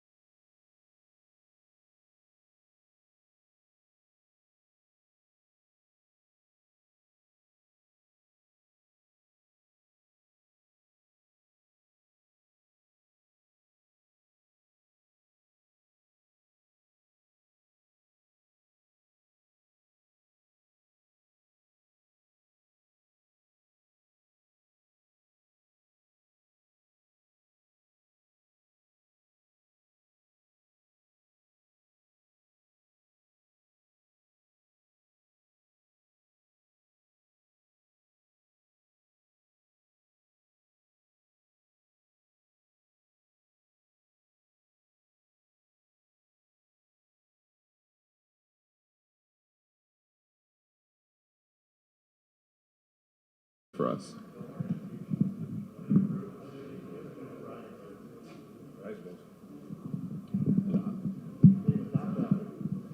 I can't talk. I know one word. I know one word. That's it. All right. Well, thank you. I apologize if this is a little impromptu, but again, Brett Christofferson with Consolidated Construction. We've been the contractor thus far that has partnered with Dean Marski and worked with Bruce Jones for the 3 projects thus far. So that being the food pantry and Jesse Larson. All right. Credit where credit's due. I'll give you a little bit of an update on the projects thus far, and then some other news that we have going on. Most people know that the food pantry is wrapped up. That project is substantially complete. Gino, I think, is filling that place up pretty nicely. Every time I walk in there, I kind of equate it to a Sam's Club. Nice, bright, racking is full. I think it's serving Gino and his process well. So excited that one's turned over. As Dean talked about, the COVID housing project, phase 1 is wrapped up. We turned that over, and I know many of you guys were able to join us for the ribbon cutting 3 weeks ago now, where Chairman cut the ribbon. So excited to continue on with that one. We're in the middle of phase 2. Next week, drywall starts. Insulation goes in late this week. So once the drywall goes on, that's when it gets a little fun. The finishes start happening. And the building comes to life. So we're fully expecting that one, as discussed and as promised, to turn that over mid-May. And then the daycare, tomorrow we have our final walkthrough at the daycare. That's kind of an exciting one with, I have 2 young kids at home that are in a daycare facility back home. So seeing that one kind of come to life, that's ready to turn over. We're installing TVs and furniture and all the technology right now. Actually, we got crews up there installing that as we speak. So we'll be excited to turn that over to Courtney and her staff and start getting the building ready for the little ones to run through the door and start playing. So just quickly, I was supposed to introduce Brian Vincent. He's our Senior Vice President and Director of Vincent Interior Systems, our FF&E division. So he's one of our owners. He comes out here with me quite a bit. So a pleasure having him here. Just a little bit about CCC. Again, we work great with Dean, and one thing that I just encourage Jesse and some of council on is feel free to lean on us. I hear a lot of different projects and a lot of different ideas out there, and we'd be happy just to answer any questions. We've got experience across the country doing everything from assisted living to schools to wastewater treatment plants to freezer buildings, and we're doing a bacon plant out in Utah right now, so I hear meat processing. So just as ideas come up, please bounce them off us. We're willing to help out and listen and work with Dean wherever we can. And then just a couple fun things that have happened recently. We worked with Matt and his team, and Jesse was part of it recently. I know the tribal council had saw the big media release that we put together. That went out to, I think, about 12 different Native American media outlets across the U.S. So that's out in circulation right now. We're actually getting a lot of good feedback from that. It was a good kind of backstory. Jesse provided some color commentary to it in terms of how the Sisters in Wahpeton had worked, up to this point. And when the first round of CARES Act money came in, you guys really took the bull by the horns and leveraged those funds and provided some great facilities to your people. So that's a great kind of media blitz that's out across the U.S. right now, to the point that actually there's some news stations that picked it up. The statewide news station in the state of Wisconsin picked that up just this week. And Jesse and Matt did some good interviews with those guys. Was that Tuesday? So that's going out across the state of Wisconsin. So just kind of, it's a cool little tidbit that hopefully you guys are able to share that with other tribes across the U.S. and your successes, and really brag yourselves up, because you guys deserve it. You took the bull by the horns and really did something really cool with it. And we're just happy to be a very, very small part of it. So that's about the only updates I got. If there's any questions, I'm always an open book. I could talk for 27 more minutes if you really wanted me to, sing a song, do a dance. Fish will probably cut me off short. Yeah, see, there comes the hook pretty quick here. But otherwise, we appreciate it. Thank you very much. We gotta wipe that off. I don't see Leah in here. I think Leah wanted to say a few closing remarks also. So Leah. And then after that, it'll be the Travis. And then it'll be the chairman.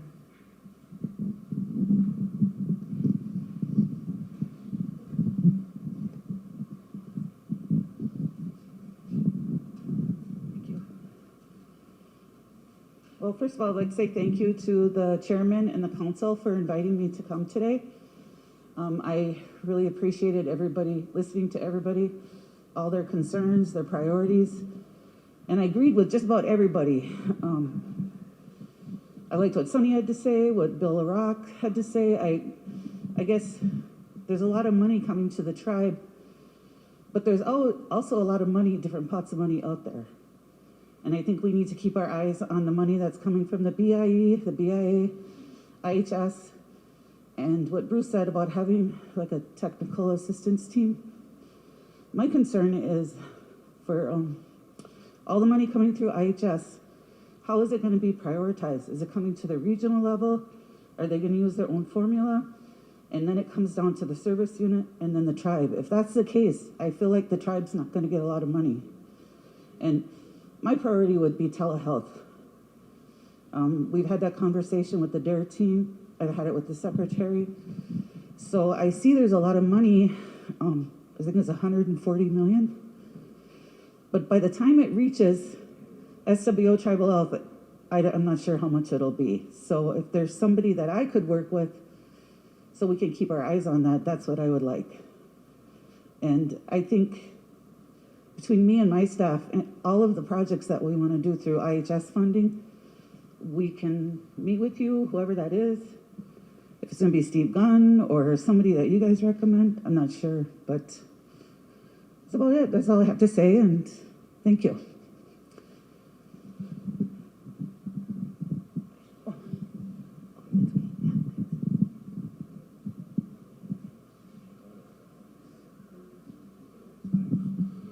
Hi,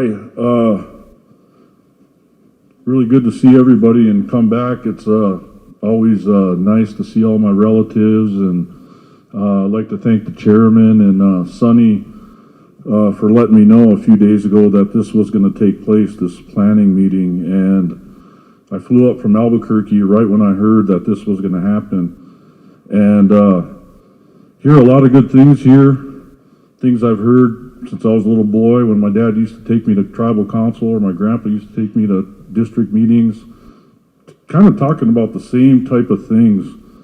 And when I think about that, I think about when this reservation was established and the Dawes Act happened, and we lost a lot of our lands for pennies on the dollar. And so I look at this money that's coming as a little bit of money. I don't see free money, because we lost a lot of money. I mean, we lost a lot of our culture. We lost a lot of our land. They made us cut our hair, speak English. So I see it as a little bit of payback, this money that's coming.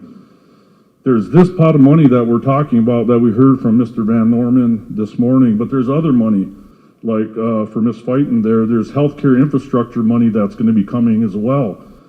And that's what I do. My primary business is healthcare related development in the healthcare insurance industry. I started the first Indian managed care entity with my in-laws, the Navajo, and it's $1 billion business for them. And we're looking at going live here later this summer. It's the first one in the country. So there's a lot of opportunities. Whether we have this money or not, there's still going to be those opportunities out there for us. I was talking to my Tahashis here, you know, as Dakota people, one thing I didn't hear too much about is how we need to mix our spirituality with our business decisions. And that's, if you Google that, there's no books on that. Nobody talks about that. but I think we need to bring that spirituality back into all these different decisions. And that way we'll see a good outcome. We lost a lot of people this past year, and I always think every day, I give a moment of silence for all the people we lost. I think every family was affected. I survived COVID. I was in the hospital for 10 days. And 3 of those days, I didn't know if I was going to make it or not. I don't even remember those days. And so I took a different approach after that happened this past year. And that's where the spirituality and business thing came. The other thing I wanted to say is there's a lot of Native American businesses out there that we should be utilizing. We talk about recycling that dollar, not only in the tribe, but also with Native businesses. There's Native architects out there and engineers that we could be utilizing, project managers. I know them. I work with them. I've seen their work. So as a Native entrepreneur, I would like to see that happen with some of that money. You got Richard Tallbear here. There's other people here that do business with tribes. Not necessarily here, but with other tribes. And I'd like to see us do more of that with this money that's coming. The food sovereignty, critical issue, healthcare, behavioral health, mental health, all very important areas. One thing I proposed to the tribe a few years ago was to do the ER urgent care, and I know Bill isn't here. We missed that. Since they moved us out of IHS, out to Woody, we've missed that, and we get treated like second-class citizens when we go to Coteau. I hear that all the time. The other issue that I've heard is, and what we all know is we lost our inpatient beds when they moved us. There's new models out there to do inpatient beds. It's called a micro-hospital.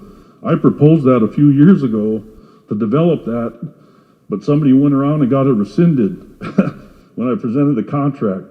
I thought about, how our relatives, we got to go to Fargo, puts a burden on our family to go see them, and then they pass away in Fargo.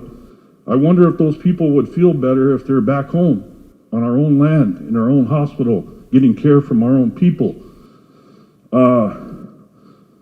So I really appreciate this meeting here. It's very historic, I would say. Once in a generation, I think I heard somebody say. I think that's very true. So I think we just got to put our prayer and spirituality going forward into these decisions, and I think we'll be okay. We'll be done.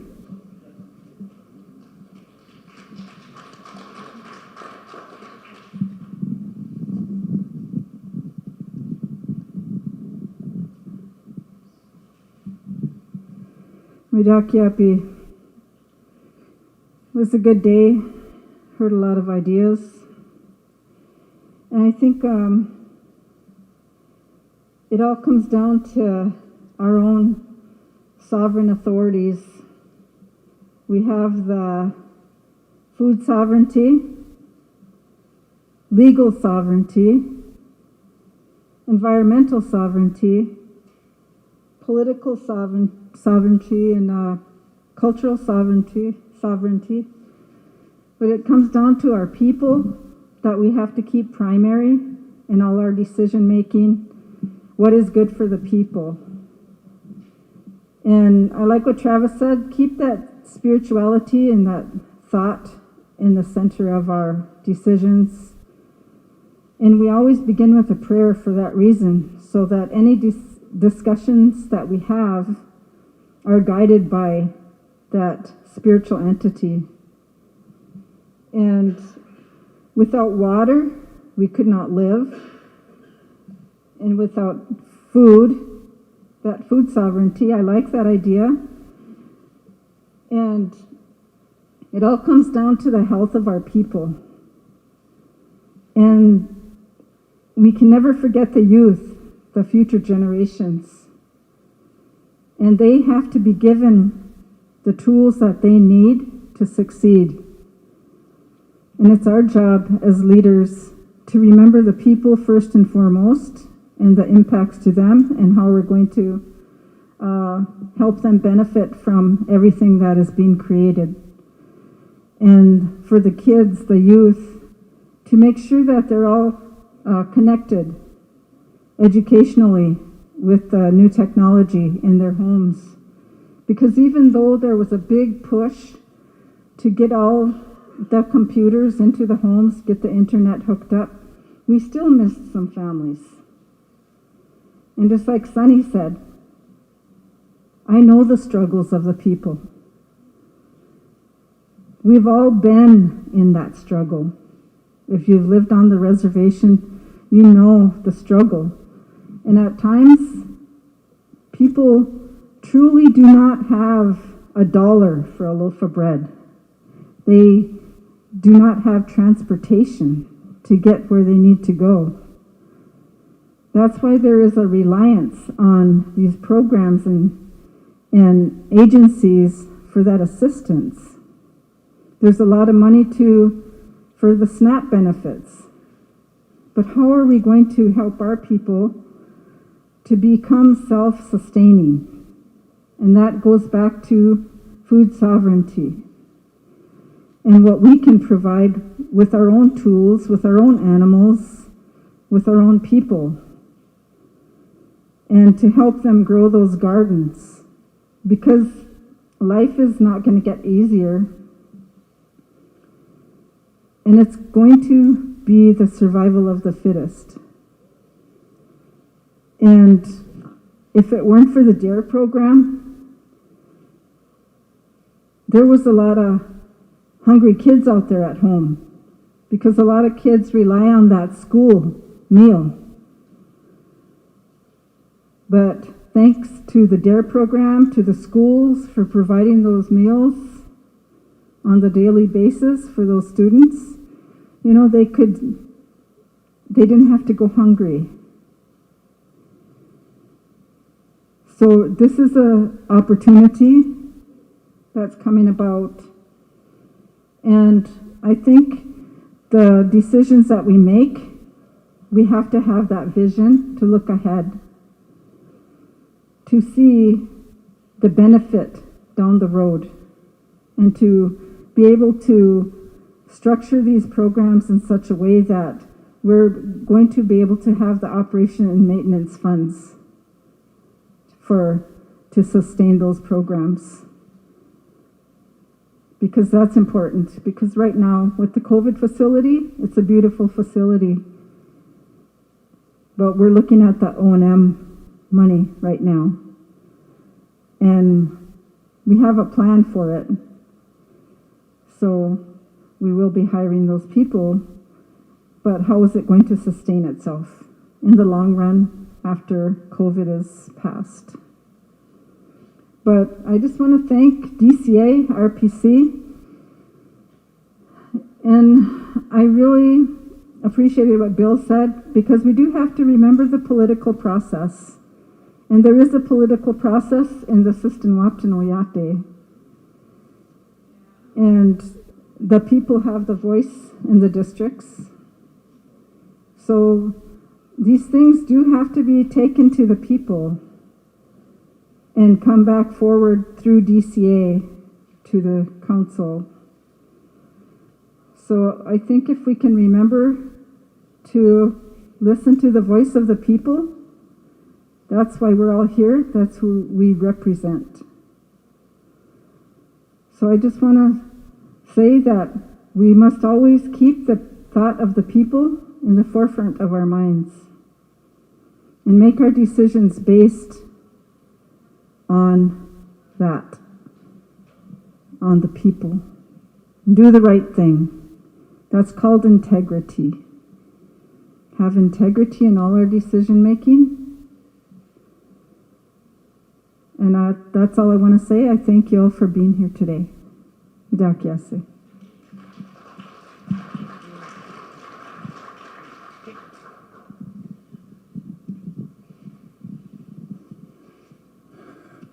Well, I finally got the mic. I was waiting all day.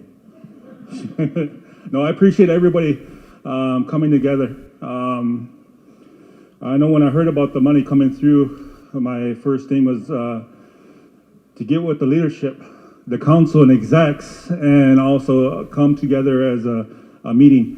I know this is going to be a first type of meeting. I'm hopefully that we're going to meet at Dakota Magic next time. Hopefully there'll be a few other meetings because there's a lot of money that's coming through. And it takes a lot of planning and also too giving our voice back to our membership.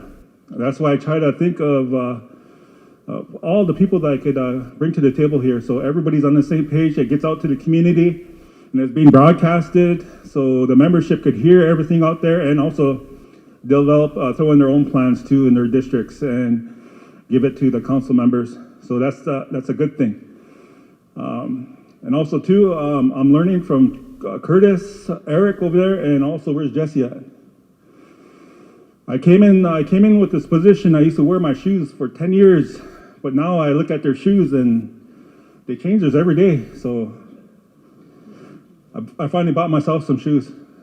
So just to try to hang. So myself, I'm trying to improve myself too. But I appreciate the leadership. RPC, planning, all you guys. I appreciate all you guys over here so you could bring it back to your districts and that we're working together. No division. I heard laughter here. All you guys working together here. There's no fighting, nothing like that. And this should be like this in our district meetings, huh? All working together, planning in a good way. And that's what I ask for in these future meetings. When you come to here, come to these meetings in a good heart and a good mind. That's how we're going to accomplish everything when we work together. And it goes a lot easier.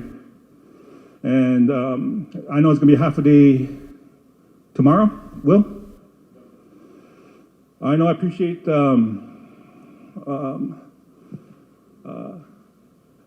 CCC, all the Mr. Jones, all you guys there. And also too, we got to remember IT and all these facilities. I know when we're planning our admin building, we missed out IT, so her and her staff struggles with some of those issues over there. So we got to include everybody at the table, IT, everybody. So that's one of the things when I work for my managers, I ask them for input. Help me to help you, and I appreciate their input. So that's what helps me grow and walk beside my managers. And also with Madam Secretary, she does the same thing with her managers, Madam Vice Chair. So I appreciate everybody, the council, the execs, for your support so we can have these meetings. So, and I appreciate your support so we could move forward too. And I'm not going to be like my uncle, Jesse, and do a big old long speech, so I'm just going to leave it short. And I appreciate the listening audience out there. I appreciate the questions that are coming through. The Yapaha, Tom, you hang in there. We appreciate all the stuff that you do here in the community. Am I missing anybody? No, I don't think. I know I reached out to the people that are here, Travis, you guys reached out. I appreciate you guys coming. He just jumped on a train and he was here with the next day. So all you district reps, DCA, appreciate you here. All the movers and shakers. And I hope in the future there's more people that will come to these planning meetings, so we'll schedule, everybody know. And with that, I appreciate a report coming through this, so that all our ideas, everything that we work on, go out to the districts. Because this is a huge thing. This is lots of big money that's going to affect our tribe in a good way. It's a huge. I can't describe it. So I'm excited. Good things are coming. So that's all I want to say. I'm going to drop the mic.